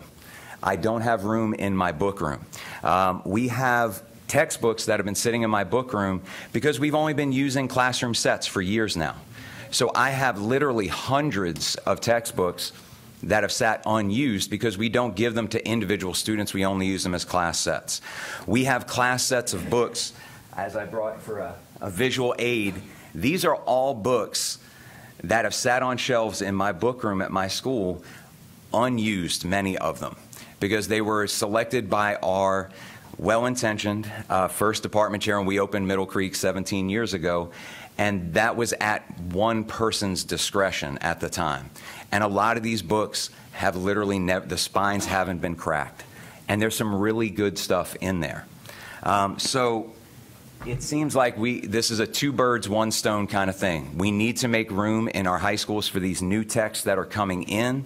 We'll be getting the 9th and 10th grade text sets at the end of this year. We'll be acquiring the 11th and 12th grade text sets next year. We're talking about tens of thousands of copies of books that we've got to find a space to put. When I spoke with my colleagues down east, they are not picky. They will take anything. They were telling me about having to use the projector, their own phone, their own data plan, because they don't have Wi-Fi working in some of their buildings, and they're projecting PDFs that they're reading with the kids. So I know that we have a precedent. We sent a truckload of ceiling tiles out east. So I'm just laying this with you all because I don't know who to really ask, to be honest. You tell me when the truck is showing up at Middle Creek. And I'm not the only department chair that would tell you the same thing. Tell me when the truck is showing up, and we will fill a truck for our colleagues down east. Thank you for your time tonight. Thank you.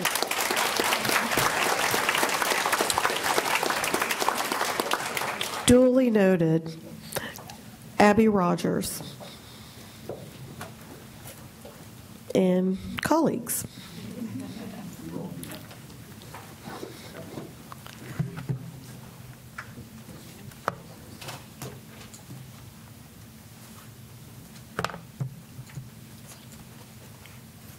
Good evening. Good evening. My name is Hannah Wilson. I formerly attended Explorers Middle School, and I now attend Raleigh Charter High School. Our group has put over a year's worth of research into looking into the difficult history of our state. On November 5th, 1918, a man named George Taylor was lynched for the alleged assault of a white woman. Through this research, we learned how important it is to talk about the whole truth, no matter how uncomfortable it is. We celebrate the good truths like Martin Luther King, but adults don't teach us the bad truths like lynchings. People just really don't talk about the bad things. We are here today to shine a light on racial hatred and social injustice. My name is Yancey Greer, and I attend Middle Creek High School. After learning about this piece of history, we asked, what can we do? We have collaborated with the Equal Justice Initiative in Montgomery, Alabama to commemorate and reconcile George Taylor as a victim of social injustice. We are collecting soil from all over the county and compiling it in a jar to send to the Legacy Museum with the purpose of remembering that history. My name is Abby Rogers, and I also attend Middle Creek High School.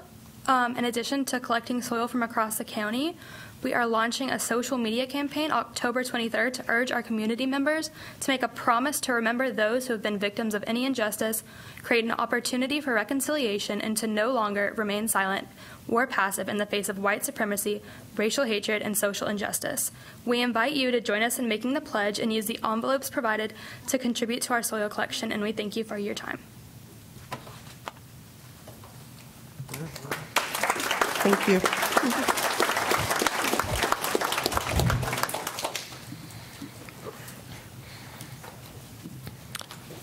Thank you all very much. We will now start our next group of student enrollment plan speakers. That will begin with, and I'll give you the first three: Chrissy Campbell, Dilip Tamana, Mustafa Bashir.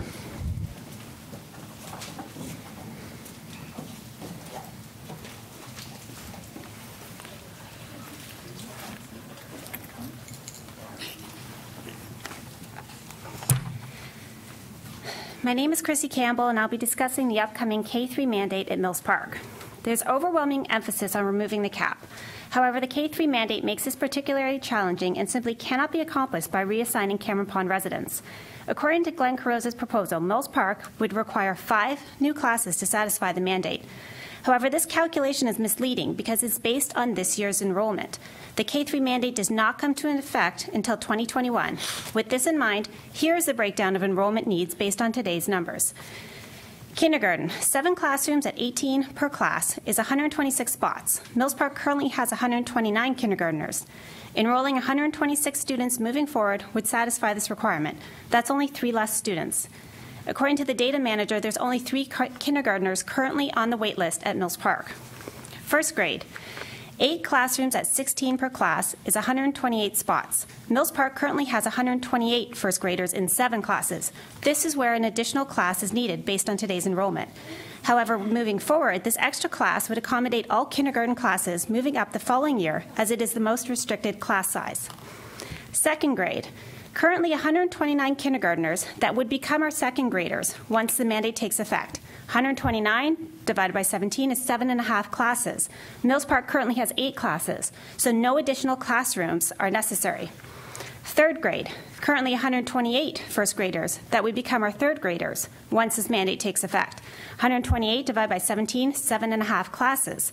Mills Park currently has 8 classes, no additional classrooms necessary. Fourth and fifth grades, 149 and 148 students respectively. These are currently our first and second graders. There's no mandate dictating class size. However, it's important to note that these numbers are significantly less than our current fourth and fifth graders, as Mills Park has already started to prepare for the mandate. This would potentially allow for additional classes where there is a need, such as in first grade. This analysis highlights the need for 1 additional class, not 5, which may be achieved by the current decrease in enrollment at Mills Park in preparation for the K-3 mandate. Please also consider that Mills Park does not utilize any of its trailers for classrooms. They remain open for enhanced learning experiences. Furthermore, the desire to reduce numbers comes at a cost. Grade 2 at Mills Park does not have a single TA because it did not meet quota pertaining to enrollment, and grades K through 2 share a counselor with Hortons Creek for similar reasons. At what point did numbers take priority over providing resources to facilitate student achievement? Again, I can't overemphasize the minimal effect that Cameron Pond will have should it remain at Mills Park. Using data from the past 24 hours, Cameron Pond has 15 kindergartners, 18 first, 18 second, 11 third, 19 fourth, and 20 fifth graders. Thus, the majority will age out of the system before the K-3 mandate even comes into effect. This speaks volume, especially when considering replacing us with newer subdivisions whose numbers are anything but predictable. Thank you.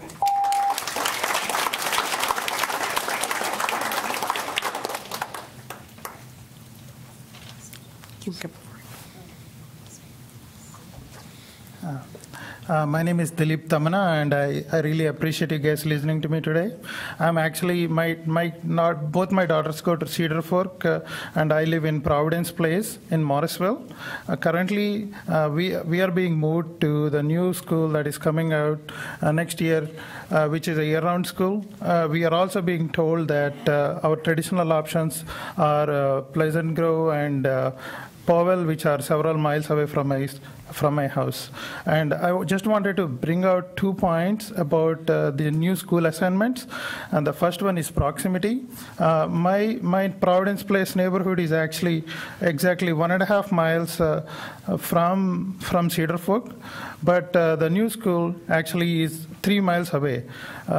And if you think about it, we actually can walk to Cedar Fork today, but we cannot definitely walk to the new school.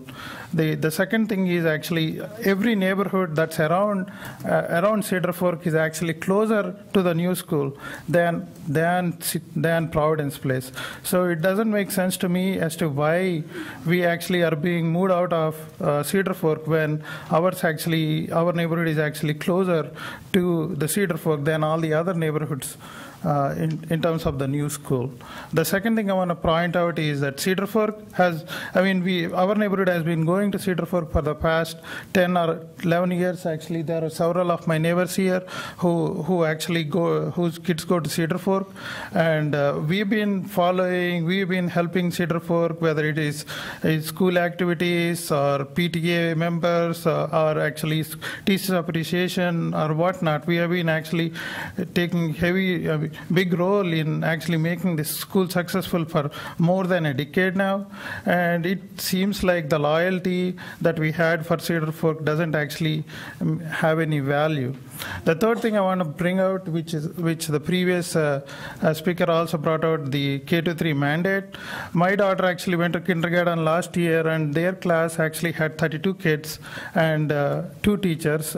They actually started this new co-teaching program, and they're already below the mandate currently. So I don't know how all the numbers like she did, but I do not see any reason why it would make any difference, the K-3 mandate, when Cedar Fork is already taking care of the mandate by doing some interesting things within the school. So my request to the board is please keep Providence Place, keep Cedar Fork as a base school for Providence Place, and also consider that the Powell and Pleasant Grove are not really good options for our community. Thank you.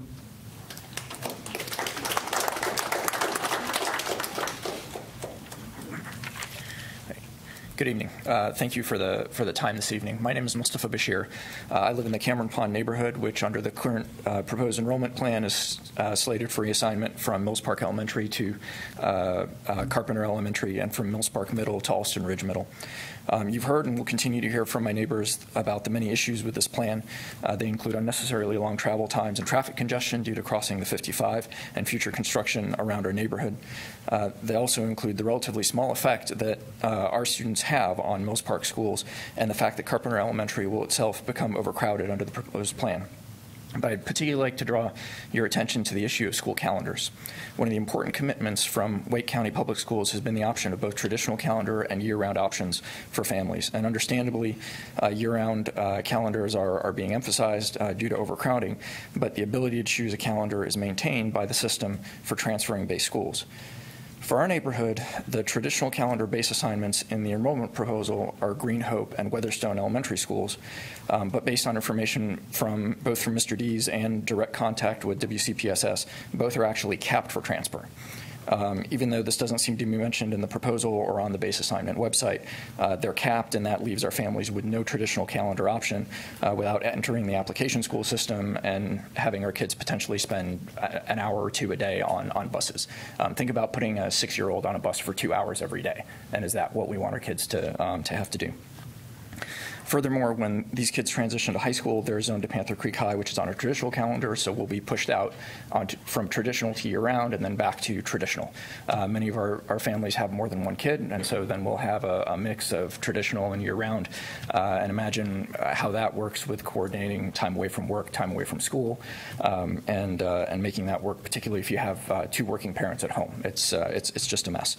This is going to be very burdensome for families and also for employers. So as you all are well aware, the enrollment plan is tremendously complex. I don't envy anybody the job of trying to sort this out. But in its current form, the proposal will create a number of new challenges, both for the families in Cameron Pond as well as for the town of Cary. I want to urge you to carefully consider all the facts available, and please keep our neighborhood assignment to Mills Park Elementary and Mills Park Middle. Thank you.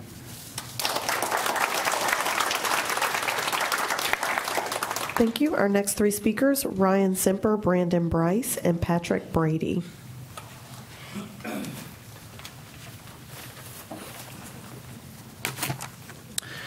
My name's Ryan Semper. I'm a Cameron Pond resident and a father of two girls, one who goes to Mills Park and one who hopefully will soon. Thank you to those of you who have visited our neighborhood, who have taken the time to extend this process and consider additional information. You've heard plenty about the Panther Creek Greenway, but let me just tell you my personal view. I've seen it, I've walked under 540 myself on it. I am a bit of a contrarian by nature, and I was really, truly prepared to go back there and kind of tell my neighbors, hey, it's actually not as convenient as we're kind of saying it is. But when I got there in 30 seconds of going through the weeds and just being there, I couldn't do it. I mean, it's that close. It's right there. So to those of you who say it wouldn't be used, please take it from someone who's actually been there and walked it. I'm a very protective father. I would absolutely let my girls walk and ride to school on that route. So please don't let the assumptions about who would and who would not use this invalidate the use of that in considering the process. On a related note, I was pretty surprised to see that Wake County Schools Facebook page posted a video highlighting the safe walking and biking routes to Lincoln Heights Magnet and how this is a model program with 5 schools. Yet, why is this something worth celebrating when at the same time the Mills Park Greenway connector is something to minimize or to ignore? Even without the existence of the Greenway, the decision to flip us over Highway 55 seems irresponsible. Staff talks about using major roads as boundaries. I can totally see why 540 makes sense on a map, but in reality, there's no intersections, there's no traffic, there's no stoplights, and it actually contradicts the traditional usage of 55 on the current plans separating school district zones. Highcroft Drive uses it as a boundary on the east, Davis Drive, Green Hope, and Carpenter use it on the west, but somehow 55 is ignored, and it really should not be ignored. I commute every weekday morning to work on 55. It's a dangerous road. People have been killed turning on and off of 55. Nobody has been killed crossing 540 on Carpenter Fire Station Road. This area will be under construction for the next 6 years. That means that a kindergartner from Cameron Pond next year will have to be transported to school through a construction zone for the entire elementary school experience for that child. That's terrible. The FAQ talks about how safe buses are as a transport option to school, but that misses the point. Yes, buses are safer than cars, but a bus on a safer route is better than a bus on a more dangerous route. Some of my neighbors, or actually, in the work session, I actually brought this up earlier, or I saw it earlier, they talked about the buses are driving the roads now, but the construction hasn't even started yet. It's only going to get worse. Some of my neighbors are going to talk about the idea of keeping the built-out neighborhood stable and reassigning new construction, and I think this makes a ton of sense. When we moved to Cameron Pond, we were capped out of Mills Park. I understood this, I accepted this, and my older daughter went to White Oak until there was a spot. We knew that we didn't deserve to jump the line, and we waited. We got our spot eventually. So please keep our kids safe and on our side of 55.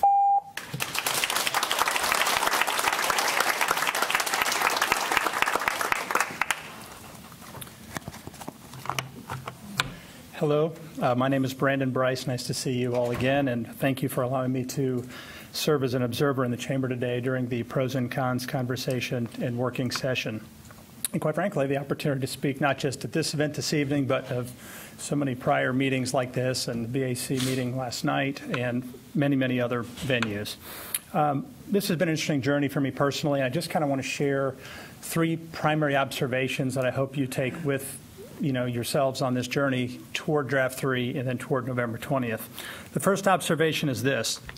On slide 40 of the materials that you showed earlier, in the working session, Mr. Fletcher talked a little bit more about East Cary remaining year-round and 326 students that had opted in to go to that school.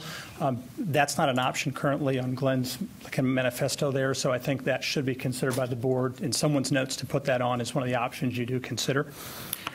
A second very important observation is that this plan as it currently stands is a major overcorrection. I have grave concerns about the information that the board is seeing.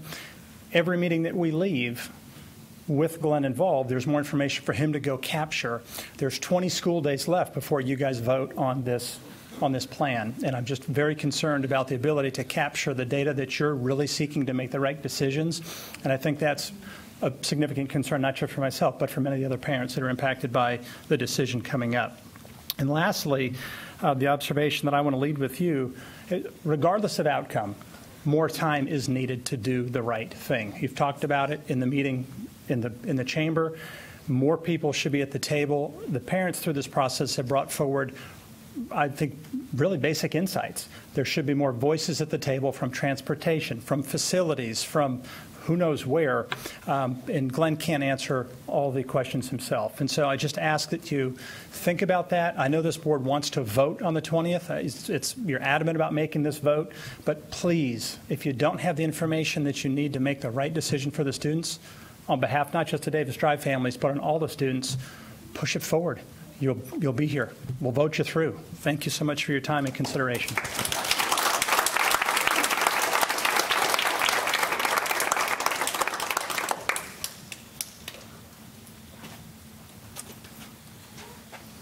My name is Patrick Brady. I'm a father of 5 and a Cameron Pond resident. I wanted to bring with me a map to give you some orientation of what we're talking about with respect to the construction that's planned. So this is Cameron Pond, this is Morrisville Carpenter, and this is 55, okay? I'll leave that there for you. The point is that Cameron Pond is oriented to the west, and there's a reason for that. The infrastructure that exists today points us in that direction. For those of you who are Shel Silverstein fans, Cameron Pond is where the sidewalk ends. And not only that, going and the greenway begins. That's right. We got it.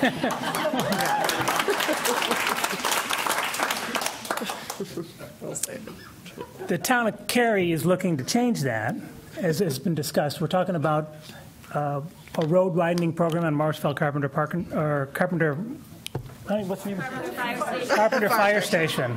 Carpenter Fire Station will be widened. Yes. But before it gets widened, the town of Cary is creating an underpass through the CSX. They've already started this work with utility relocation, and in July they shut the road across there.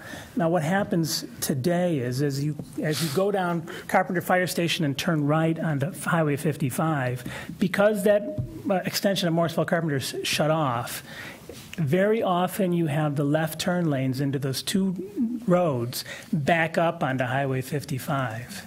There's nothing more perilous than being in that left lane on Highway 55 trying to turn left towards Carpenter Elementary School and knowing that cars are traveling at 50+ miles per hour. That's a dangerous intersection because of one change. But it's not just one change. They're talking about the construction at the intersection of Highway 55 and Carpenter Fire Station to build the underpass. That's going to take 3 years, $30 million for the town of Cary. After that's complete, we have another 3 years of road widening on Carpenter Fire Station. That's another $10 million the town of Cary is spending. As has been indicated, that's a 6 full years of construction and additional danger. And you can see it today already. And so I urge you to consider keeping us oriented to the west for now. And when the infrastructure provides a safe and efficient route to points east, that makes sense. But the other thing I would say is that Occam's razor applies here, and that's that the simplest solution is often the correct solution. And Dr. Martin talked about this earlier. Having a bond program, having new residents pay for the growth, we can do that with having the residents pay for growth with their feet, not just their dollars, because they can go to the new schools. Ron Garcia, Chase Brady, Leslie, I think that's supposed to be Kramer.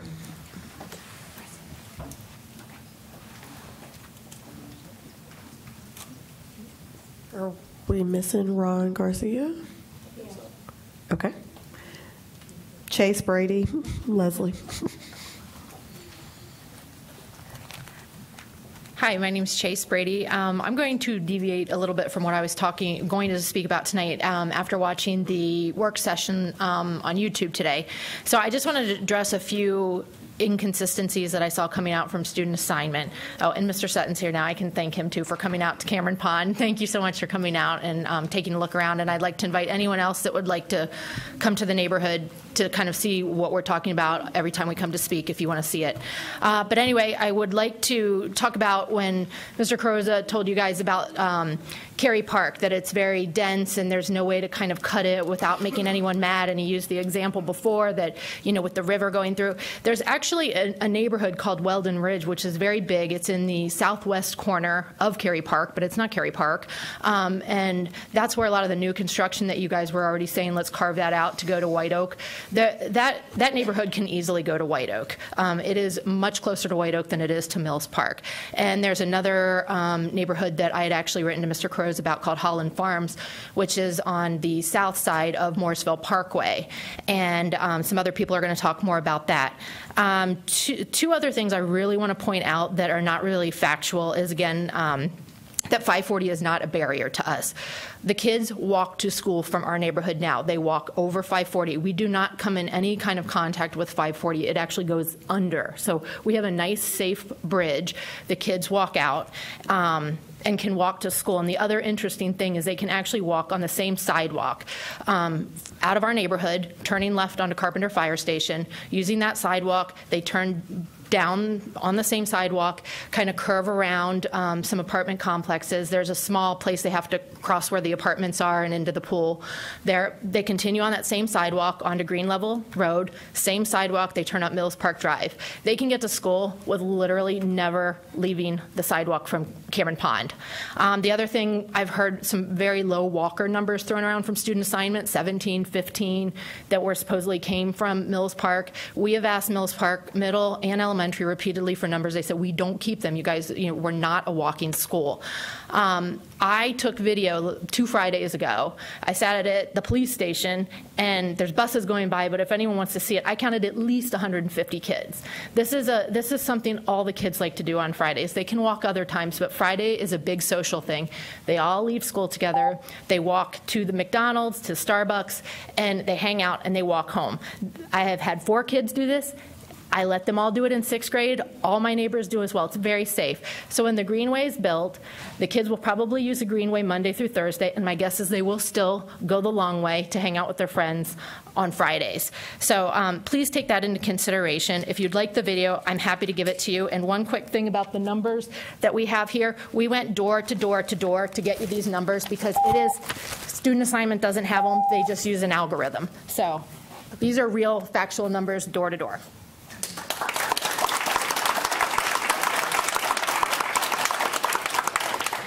Leslie, Venitha Cardoza, and Cindy Abram.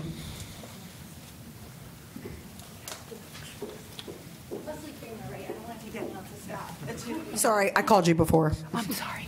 I was trying to make my baby not make terrible sounds to disrupt you guys. I'm really sorry. It just reminds us of what's to come. No problem at all. It was pretty hard for me to prepare today. I was thinking back over the time when I first stood in front of you guys. I have to admit, I was pretty naive. I said, please don't move my kids. I want my kids to stay at Mills Park Elementary School. A little more emotional. Today, completely the opposite. I have tried to attend all your meetings, read all the presentations, watch all the YouTube, and be extremely factual. Look at it not only from what I want for my kids, but what makes sense in our little area of the Wake County. And first I want to say I really appreciate that you guys adjusted the schedule for Draft 3. That really spoke to me as hey, we want to do this right. We want to take the time to review everything and not just rush through on the schedule that we originally had. I really thought that showed your diligence, and I appreciate that.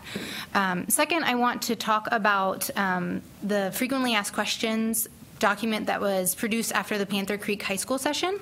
So one of the questions was, it looks like moving students from Cameron Pond to Carpenter will increase crowding there. The utilization numbers look like they actually go up at Carpenter. And the response was that, yep, you're right, the raw numbers look like that, but the projections don't factor in parent choice for transfers. I don't understand where we're supposed to go because Green Hope has very few spots. I called them. They said, no, not all grades are capped. Some grades are capped. So I don't see how all of the students from Cameron Pond will be able to go to Green Hope. If we apply to Green Hope and we can't get a spot, our other option is Weatherstone. That is really far away. One of the things you said earlier today was that you don't want an area to have 2 application schools because then you have to provide 2 buses for one community. That's exactly what you would essentially do to Cameron Pond, give us Weatherstone and Green Hope as application schools. I've looked at the magnet schools. I went to the fair last year. Besides it being overwhelming because there's lots of great options, they're really far away from where we live. I really wanted to send my children to one of the Spanish immersion magnet schools. It would take me almost an hour each way to drive them there, which is something I just physically can't do and I didn't want to do to my kids. So I don't understand where we're supposed to go. If we're not going to go to Carpenter, as Glenn says in this document, it doesn't feel like Green Hope and Weatherstone are really options, nor Magnet. Second, in the presentation today, he said the option for Cameron Pond is keep the proposal as it is, and option 2 was to leave us at Mills Park Elementary and Middle School. His argument is that when the K-3 rules come down, this is going to be a disaster. I have to disagree. I looked at his numbers. The 5th grade class today has 167 kids. The kindergarten class today has 133 kids. I spoke to Sue at Mills Park Elementary School. She said there's 3 kids that should be in that grade that now go to White Oak. Essentially, they were capped out. So the numbers are already going down by 34 kids in the Delta. That's 2 full classrooms of 2nd graders at the new number of 17 kids per class. I've done the math, and I truly believe there's 1 additional classroom that would be needed. The final thing I want to say is Mills Park Elementary School doesn't use any of the trailers today for actual classrooms. They use them for enhancement. So I hope that speaks to the fact that it really isn't that crowded. I do appreciate the time. Thanks.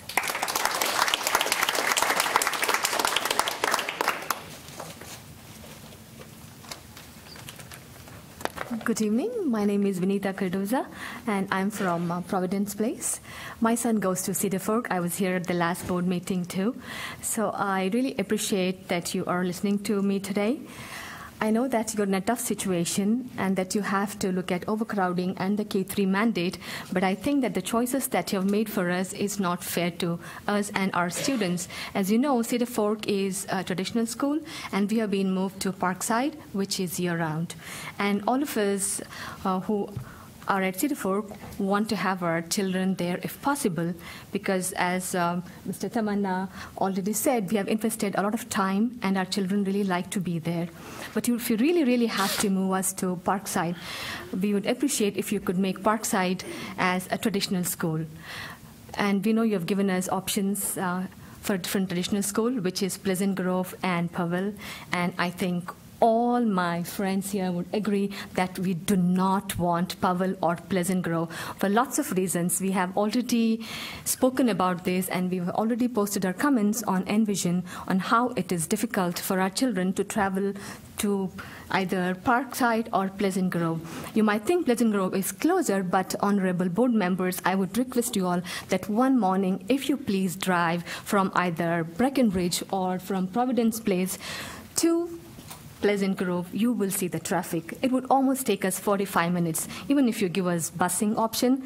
We do not want our kids to go through RTP traffic and be on the road for 40 minutes. We are so close right now at Cedar Fork, or if the other option you say is Parkside, if you can make that traditional, that's going to be really great. Because already we feel that changing schools is a big stress for children, and I already see that in kids. They're so stressful for the upcoming year. They keep asking us when we come to public meetings, when we go back home, did we get to keep our school? And we really don't have answers for that. So I request you all to please put yourself in our shoes, and please think about our children. They're not just numbers or objects. They're real people that you're dealing with.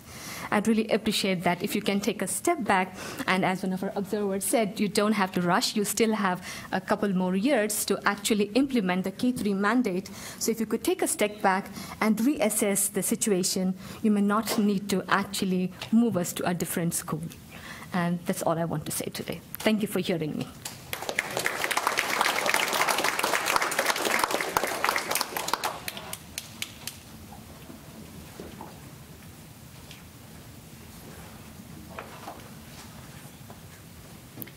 Good evening, everyone. My name is Cindy Abraham. I'm from Cameron Pond, as you can tell from my orange gear. I didn't do laundry in time, so I don't have the nice matching shirt. I have two kids at Mills Park. I have a fourth grader and a first grader. And what I'm here is to discuss same topics that you heard already and some new points. Cameron Pond is a small neighborhood, relatively small neighborhood compared to the neighborhoods around us. By moving kids from Cameron Pond who go to Mills Park to a different school, what we believe is a Band-Aid to a larger problem, which we've discussed with the school assignment board has said it's future growth. How do we assess and plan for future growth? But instead of shuffling year over year kids from one school to another, we're asking that we step back and put together a plan that has a long-term solution rather than a short-term solution. One thing that's been brought up over and over again, new schools, new neighborhoods go to new schools. Rather than moving established kids in established neighborhoods, kids who are already moving into a new neighborhood, it's not a big change to move into a new school versus our kids who've been in a neighborhood, been in a school, having to shuffle them. The other comment that was made was it allows, by moving us, it allows other CAP kids to come in. That may be one solution, but it doesn't allow all CAP kids to come in. So you still have that busing issue for neighborhoods that are capped. So while you're partially solving the issue for some kids, you're not solving it holistically. You still have multiple buses going to the same neighborhood. You move us, we don't have an alternate option, as you've heard. We've been told that Weatherstone and Green Hope don't have spots for us. So you'll have multiple buses coming to our neighborhood and to other neighborhoods who couldn't be fully fulfilled with Mills Park reassignment. We were also, Ryan mentioned this, the 540 being a great barrier to define where schools should go. As others have mentioned, we go over an overpass. But it doesn't make sense if that same 540 wasn't used as a barrier when assigning us to Austin Ridge Middle. So why is it a barrier used or boundary used for elementary but not for middle? We would have to cross the same 540 to go to middle as we would go to 540 to go to Mills Park. Create 3 assignments. That's been brought up a couple times. It's a couple years out. Things may change. Things are looking like they will change. So rather than making a crass decision, let's wait. Let's see how things fall out. Let's take K3 assignments. Let's talk about new development, new growth. Let's talk about how we can truly use the Greenway. I know it's not identified as a transportation mode, but let's look at how we can use a pathway that the town of Cary has committed a lot of money and resources to. Our neighborhood has committed a lot of money and resources to leverage that as a mode of transportation, to reduce the need of busing, to increase health and fitness commitments that we have for our children, rather than moving and making a decision because we need to make a decision. Let's be thoughtful and purposeful in this decision making. Thank you. Kathy Murrell, Shamala Mahadevan, and Julie Jew.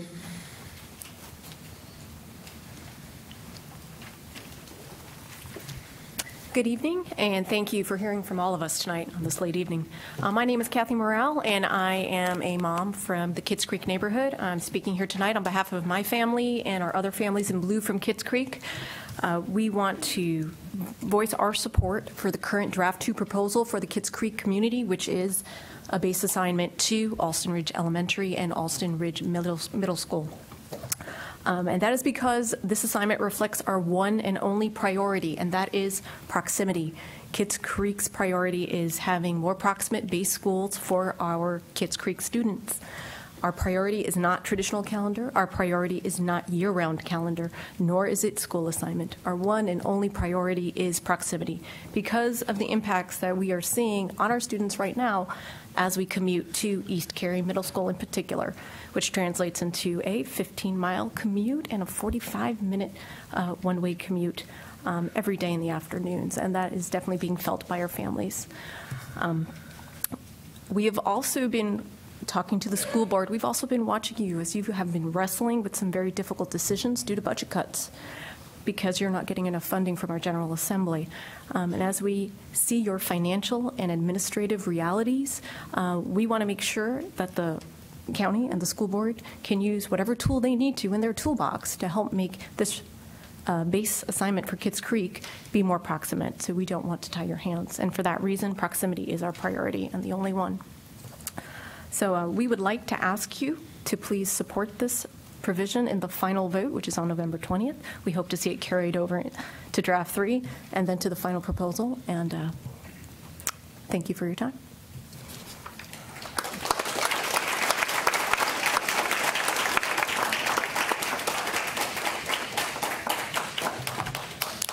Good evening, everybody. Again, thank you so much for this opportunity and time. I especially want to thank Mr. Fletcher for the numerous opportunities and the feedback he's given me. I've learned a lot, like one of our parents said during this, learned a lot about, the process. Always understood that it was very difficult. Did not envy any of your jobs, but truly appreciate all the time and the things you do for the Wake County families on top of your other careers. I actually don't have a whole lot to add since unfortunately the work session was cut short. Earlier I was hoping there would be more discussion regarding the proposal from Davis Drive Middle to East Cary Middle. More discussion and questions raised by the board to the student assignment team, and also where we would have been in a position to evaluate the pros and cons in detail, like it was done for some of the notes. But I would definitely appreciate the feedback based on the 5 proposed options given in slide 39, and maybe even coming up with option 6 or 7, which would be, really help us. I think we can all understand, or, just from all the families here, not just representing our note from Davis Drive to East Cary, but any of the schools, be it Cameron Pond or other schools, priority to keep current students in the respective schools instead of planning years ahead of time or creating room for upcoming neighborhoods for children and families who haven't yet moved into the area, as well as proximity. Seems to be, I think we can all agree that these two are 2 big factors all of us want. So I really hope that the board considers this and takes time to review all the proposals and feedback given to all of you from the families. And just like Brandon said, it's a very big decision, so I voice my concern too that it shouldn't be rushed. I leave you with the hope that all of you will act based on the best interests of your students and the families. Thank you very much for your time again.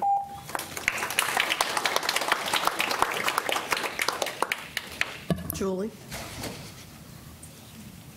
See, I even know your faces now. Hello again.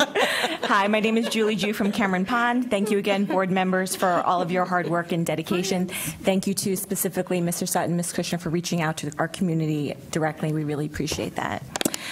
We know that the driving factor for the student reassignment is the K-3 class size mandate coming up in 2021. We understand that we want to help provide some clarity.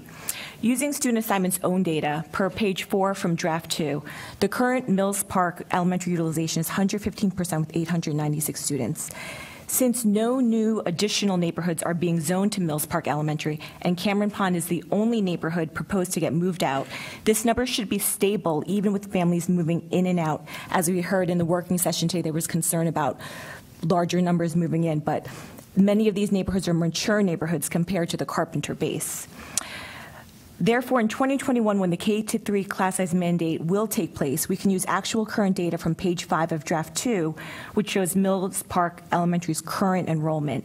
And as we heard from Chrissy, the actual enrollment numbers at Mills Park are lower than that. We got the numbers directly from the school, which would result basically in 1 additional class when the K-3 mandate will take place in 2021.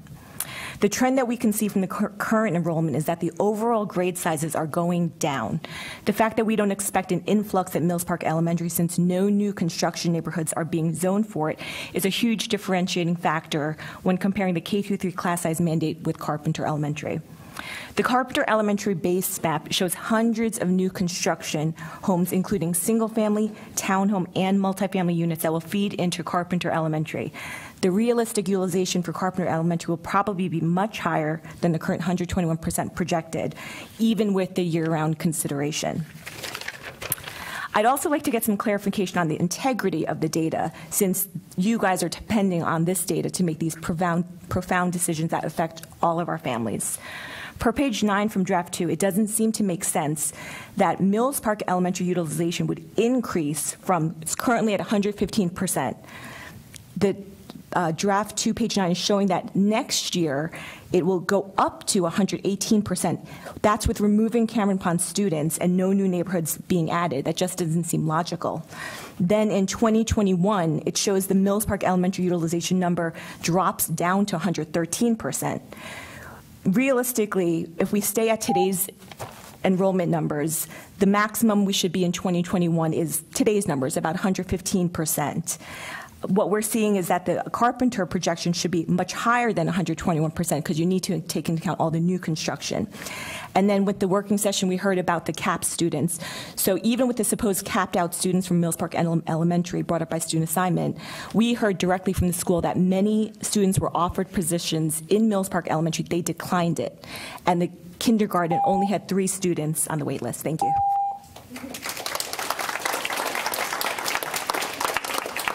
Sorry. Sudhir Subramanian, you're going to have to pronounce that for me. And you're my friend. You gave me your card. I still didn't pronounce it right. John Wittenborn and Swetha Pemulparthy. And so those are our next 3. Thank you. All right. Good evening, everybody. Thank you for giving me the opportunity to speak here. I'm Sudhir Subramanian, a parent of an elementary schooler from a Morrisville community called as Providence Place. I also speak here as part of a united voice of several Morrisville communities affected by proposed school assignments. We are severely inconvenienced by our base school switching to a proposed multi-track year-round school, Parkside Elementary, and the traditional school option given to us, Powell or Pleasant Grove, is unacceptable and against the proximity pillar of school assignments. Several parents from our communities in multiple public hearings have painfully voiced their concerns.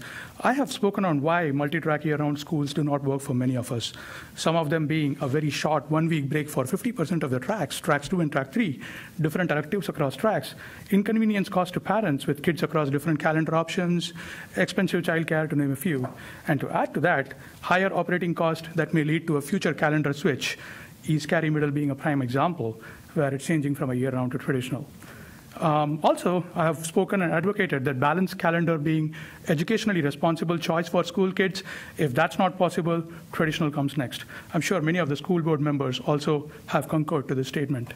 And the only reason of multi-track year-round school being fiscally responsible for administration must not be favored in comparison to what is educationally responsible for our kids.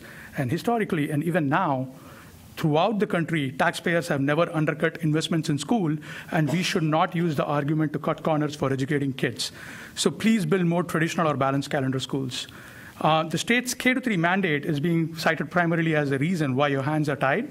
However, the law also states that schools have up to 3 years to comply, beginning 2021-22. School board members have asked us to talk to state legislators to relax this mandate, and we will do our part for sure. But this should not come at the expense of kids and inconvenience to parents. When public policies don't serve the people well, nobody wins. We urge the school board to take a fresh look, not rush, and consider some unique options, some of which I will read out. Maybe open Parkside as a traditional base school. Go with a 2-year strategy of checking the real demand in Wake County area. Market year-round schools better. I have shared some feedback to the board members on that too. Seek formal public feedback before drastically changing calendar schedules. Check if these counts justify Parkside to open as a year-round in the future. And please do not just open a year-round school to force community to accept it and to build a feeder pattern for Alston Ridge Middle. Another suggestion, check feasibility if Pleasant Grove Elementary can offer a magnet school program. This would provide a nice solution for an underutilized school and offer a closer magnet school, a very attractive option for the Western Wake families. And with all the right expertise, the right tools, the right kind of people here, I'm sure there are more than one ways to look at this problem, and I trust that you would entertain creative options. I close by saying time is always right to do the right thing. Thank you very much.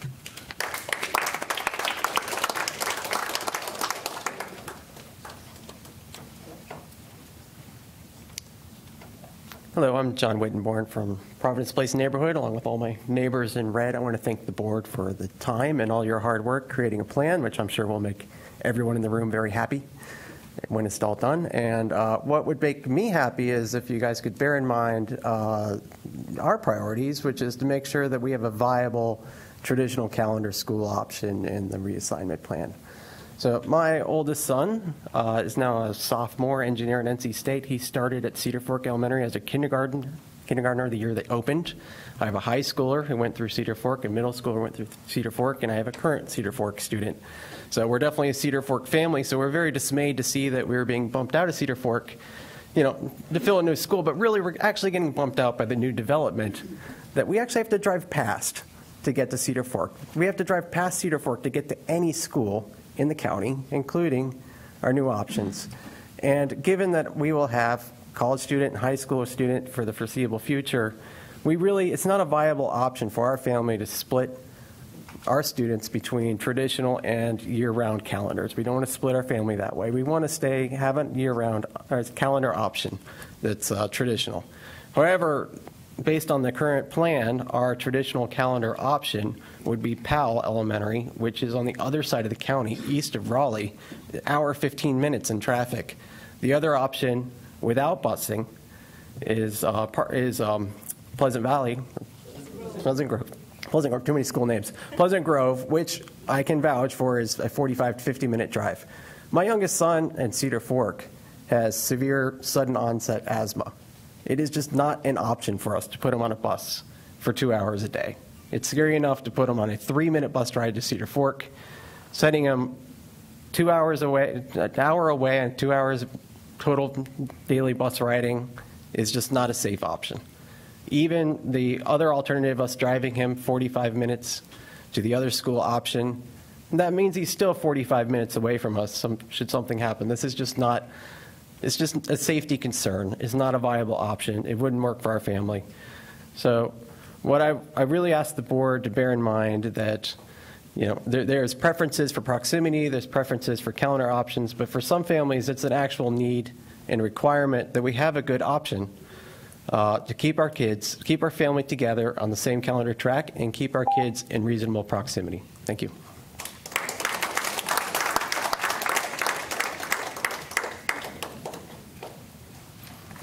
Good evening. I'm Shweta Pamulaparthi, resident of Providence Place. My son is currently a second grader at Cedar Fork. Today, unlike others, I did not come with any facts, numbers, or figures, but I just came to advocate for my kid. So last month, when all this issue of the new proposal came up, I was discussing with my son. I told him, looks like you might have to go to a new school next year. He was very upset, very sad, and with tears in his eyes, he was saying, Mom, why should I move to a different school? I love my school. I'll miss all my friends. He was like, why should I move?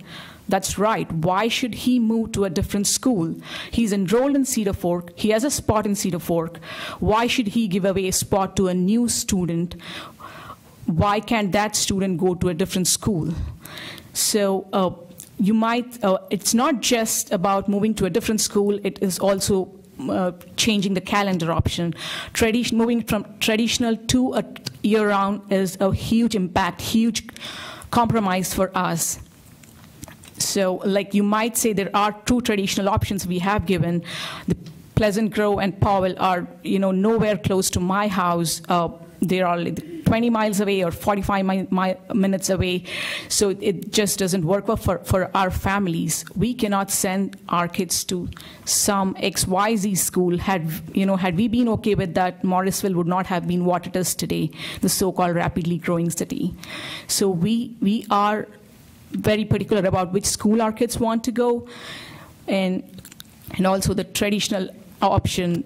The year-round doesn't work for our families because with year-rounds having so many frequent breaks, our kids will lose focus, and also it will be an extra burden financially on our families to send to track-out camps. So I request the board to make Parkside as traditional or keep Cedar Fork as their current base school. Thank you. Deb McNaughton, Nasir Beg, Leanne Franklin. Hi, thank you for the time today. I think as you've heard from a number of people, we feel very passionately across Wake County that the real solution is new construction. New construction neighborhoods go to new construction schools. The challenge that you have is when you're moving existing neighborhoods out of their current school to make room for the new neighborhood school. I know that some people have the perception that it's not achievable that way across the board holistically, but we do think it is, and we'd be happy to sit down and talk with any of you, as well as Glenn Carosa and his team, at the magnitude of information that we've looked through and suggestions that we can make. But in the interest of time, I have to focus on providing you a couple of, I'd like to provide you two real tangible alternatives for the proposed Cameron Pond reassignment. One thing I want to mention is if you look at from a Cameron Pond perspective, the current proposal, we sort of lose on all fronts. We lose stability because our kids change the schools. We lose our walkable proximity, as you know. We lose from an operational efficiency perspective because we're on buses for longer in a more dangerous pattern. We lose our calendar. We lose our current calendar. There's a proposal for a calendar option of traditional that really isn't an option because those two schools are full. And we lose our K through 12 alignment. Right now we have a K through 12 alignment. I know the goal is to get K through 8, but by moving us, all of those losses, and we think there are other options that don't create someone else to lose for us to win. One of those options is keeping us at Mills Park and moving the neighborhood Holland Farms, which is southwest of Morrisville Parkway, to White Oak. Their neighbors directly across the street from them already go to White Oak. And these children, to go to Mills Park today, have to cross 2 4-lane roads to get to Mills Park Elementary. So it would be a good option to move the Holland Farms community to White Oak. It would also create operational efficiency because the bus is already picking up its neighbors and busing them to White Oak. Additionally, it achieves the K through 3 class size requirement. So that's one tangible, real option for an elementary. And the other tangible option for the middle, as you've already heard, is Ridgefield Farms. Ridgefield Farms is a new neighborhood that's being built. Some houses are done, some houses are still building, but they are mapped to Mills Park Middle, which we don't really understand because we don't understand how you could be mapped to a CAP school. And, that is a good option because actually if you move them to Alston Ridge is only a half a mile away. Instead of moving them to Mills, or putting them at Mills Park, that's over 2.5 miles away. The last thing I'd like to say before I run out of time is that I think if you keep the current assignment the way it is, you're fundamentally putting a higher value on new students and new neighborhoods and undervaluing current neighborhoods and current students.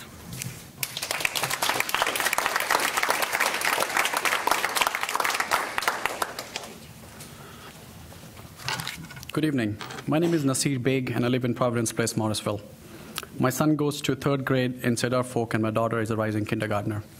A couple of things I want to discuss, or rather raise here. First point is work-life balance. We moved from New Jersey to North Carolina, and especially to Wake County, for the promise and motto that the Wake County strives for, which is work-life balance and quality of life, in which schooling plays a major role. We could have moved to any other county, but we chose Wake County because of schools. Draft 2 is very disappointing, since it did not take into consideration any feedback from our communities on traditional schools. Changing school takes away stability, consistency for every family. It is absolutely not fair for anybody to decide about my kid's future or work-life balance or where he can go or not go to school. Board needs to consider that people like our family make life-changing decisions emotionally and financially to secure our child's future. But with this school reassignment, there is no stability or security. Point number 2, taxes and economic benefit. Haven't we paid our dues to the town long enough to get the priority in terms of keeping our current school or a choice of school? I understand there are many families who want year-round schools as well, and I completely respect that. It is their choice. Traditional school is our choice. There are many year-round schools already where children could go to, but there are not many traditional schools nearby. So why is our request for traditional schools not being considered at all? Why are my kids thrown out of school? Third point I want to discuss is surveys.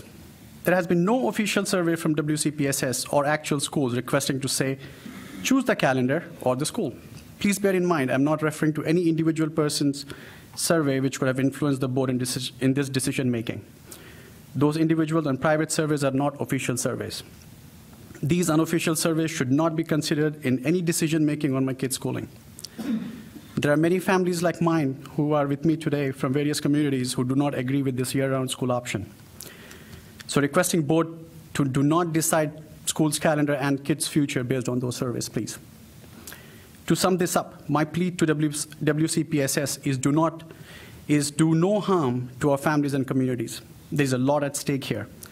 Please keep our children where they are currently assigned to, or give our communities a traditional-based school option with transportation within 4 miles of radius. Thank you all.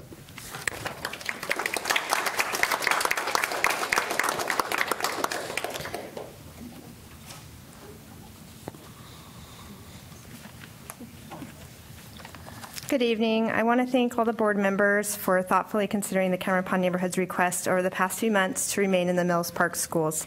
I know several of you have taken the time to come and visit our neighborhood and to meet with us personally to see what roadways we're talking about as huge safety concerns and where the Greenway connection is. Thank you for your efforts. I hope you have felt it was time well spent and you were able to see that we are making far more than just an emotional plea to remain in our schools. We are concerned about health and safety, utilization and efficiency, and I would like to speak tonight on prioritization.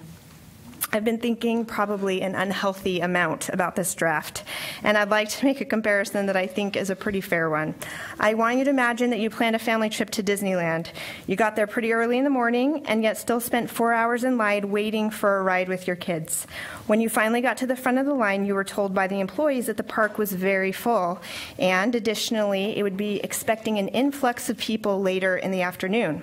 To make room for everyone who would be coming to the park later, you were told that you were going to be moved from the front of the line you just stood in line waiting for 4 hours in, and instead be sent to the back of a new line for a different ride, a ride that didn't even make sense for the circumstances of your family and one that was very difficult and dangerous to get to. In other words, the people who were just arriving and those who had not yet even come to the park would be prioritized over you and your family who had gotten there early and stood in long lines. I imagine you would balk at such a request, as not only is it not right, it doesn't even really make sense. Naturally, the people who arrived later should have to wait in line just like you did. Here's the thing. This is not just a ride at Disneyland. This is our lives. And many of us haven't waited for just 4 hours. We have waited for 4 or more years to be in our base Mills Park School this year. New builds should not be prioritized over over established communities. I did not come and stand before this board begging to be at Mills Park when my kids were in overflow schools these past 4 years.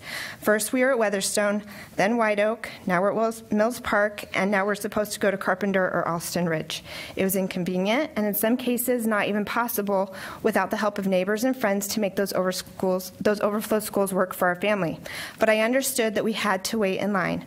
I'm asking you to reconsider your policies and procedures on prioritizing new projected construction over established neighborhoods when looking at boundary realignments. Established neighborhoods provide stability for schools and families.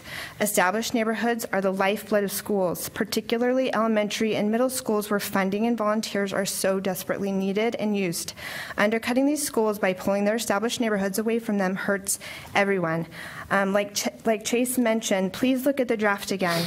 And look at the neighborhoods like Weldon Ridge and Holland Farms. I used to drive past those on my way to White Oak. It's a beautiful, small commute for them. Thank you so much for your time and consideration. Brenda Nichols, Benyu Thomas, and Rupal Nashir.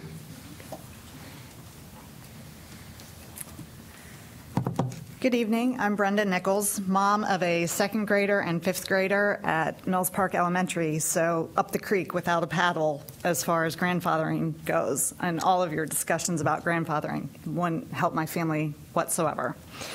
And I'm still dumbfounded by the Office of Student Assignments plan for Cameron Pond, since at best it is built on incomplete and inaccurate information, and at worst it's built on false assumptions and unsubstantiated claims.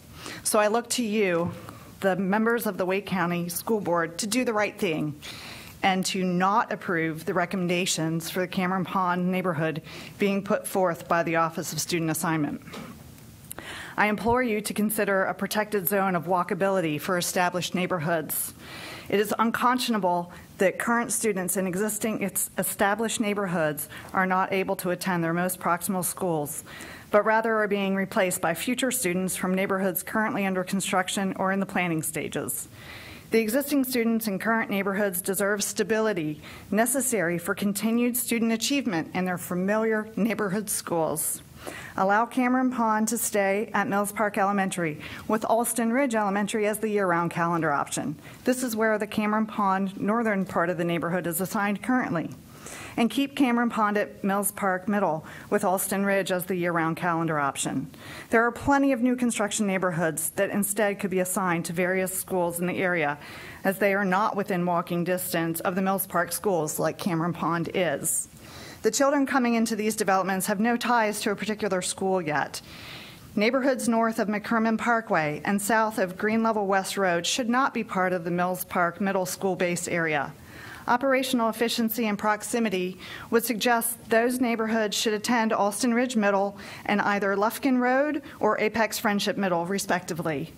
Sending Cameron Pond to Carpenter Elementary and Alston Ridge Middle creates a small and unique feeder pattern that completely undermines the social development of our children and disrupts their K through 12 alignment. K through 8 alignment is unnecessarily creating more chaos, since ultimately, when one child enters high school, the family calendar is automatically misaligned. The traditional calendar options listed in the draft are pointless tokens, as Mr. Dees himself noted that with the changes in the plan, neither Green Hope nor Weatherstone Elementary will be able to accept applicants. Please make walkability and safe routes to school the fifth pillar of student assignment. Join the town of Cary in recognizing the Panther Creek Greenway as a safer bicycling and walking route to Mills Park schools, and say no to the 2019-2020 student assignment plan for Cameron Pond. Thank you.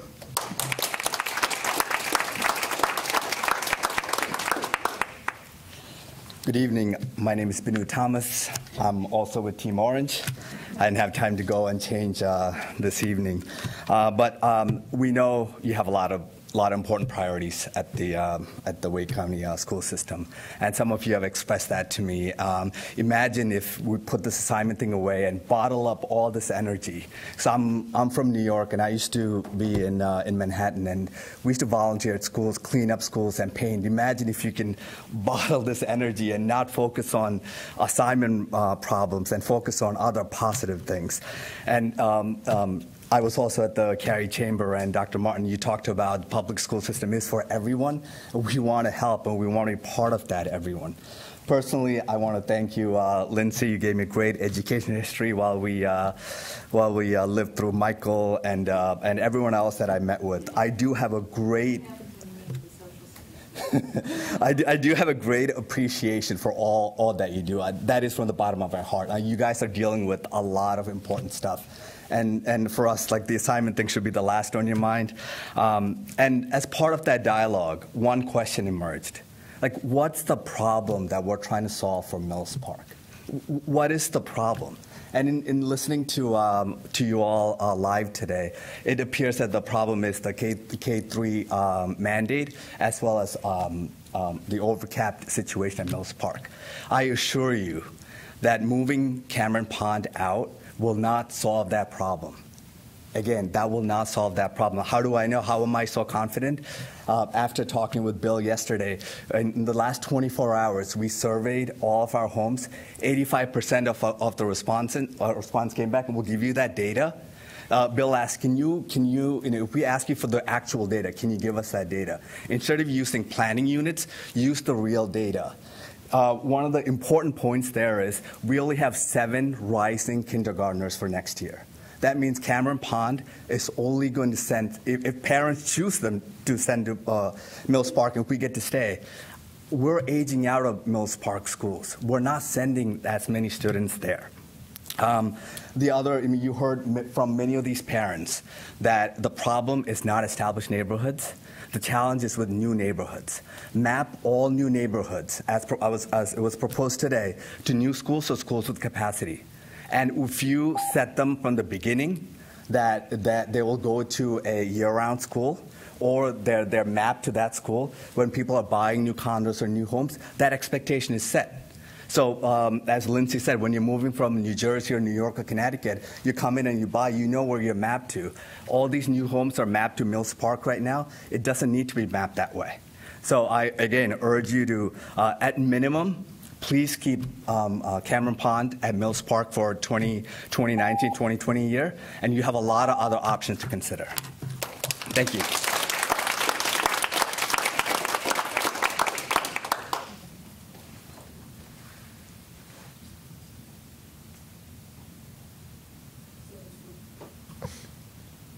Rapal Nashir, Monica Ibrahim, and Betsy O'Connor.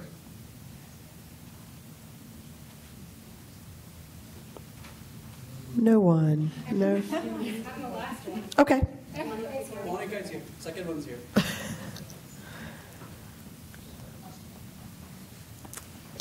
Good evening. My name is Monica Ibrahim. I'm a mother of 2 kids going to Green Hope Elementary and Panther Creek High. We live at McCrimmon at the Park in Mooresville, and I'm here to discuss our options for traditional calendar for next year. Powell Elementary, 23 miles away, and Pleasant Grove, about 7 miles away with no bus. The options are really not feasible, especially for families with 2 working parents. To utilize before and after school programs on campus, the parents have to make the commute to the school, which will interfere with our work schedules. I work an hour away from home, so I drop off at 7 a.m., I leave and I'm at work at 8 a.m. To be able to do another 30-minute commute in the morning is not going to be feasible.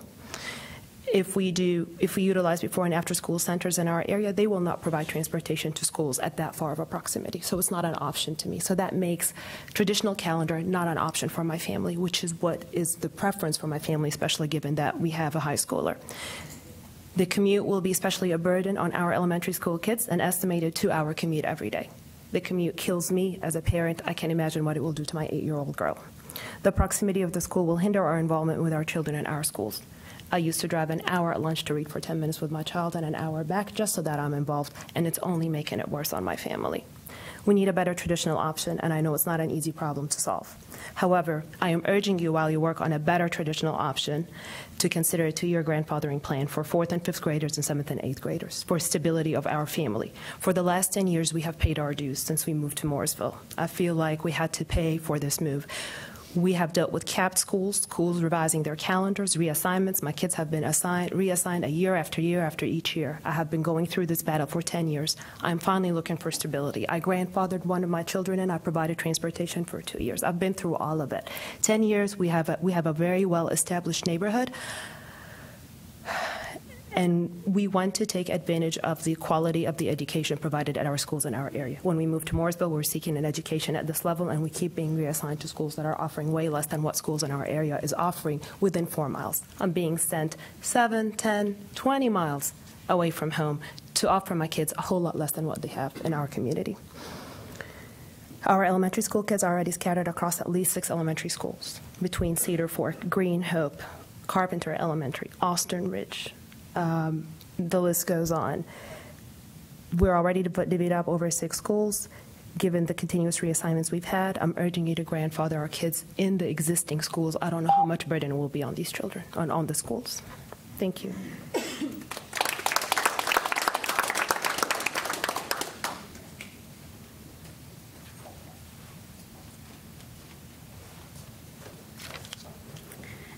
Good evening, school board members. I appreciate having the opportunity tonight to speak about the proposed changes to the school assignments. I live in Kitts Creek. My name is Betsy O'Connor, and I've had children in Wake County year-round schools, modified year-round schools, and traditional schools. I've had kids on different school calendars. I actually had kids on different calendars for the past 4 years. This year, they are back on the same calendar. Woohoo! We've been through just about every possible scenario and found some challenges and also some benefits. Both then and now, we made it work. I personally don't have a preference, honestly, as to calendar option for my children, and I have never had a personal preference. I had a large problem, though, when my daughter was bused to East Cary Middle, which was not the closest, not the second closest, or the third closest, or the fourth, or the fifth, or even the sixth closest middle school. It was the seventh. It generally took me a minimum of 45 minutes to get to evening activities at the school.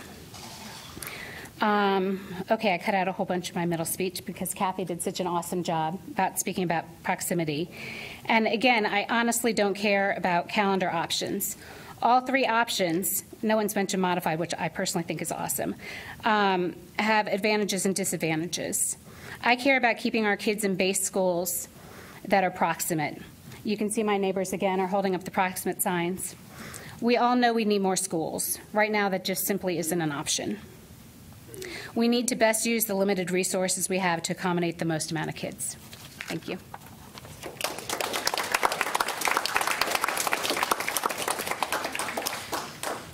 Thank you, everyone. I'll now entertain a motion for our consent items. Move to approve consent. Second. We have a motion and a second. All in favor, please note by saying aye. Aye. Any opposed, same sign. We'll now move to our action items. Item, Chief of Staff, alternative, or maybe that's Brad. Are you coming, Dr. McMillan? Okay.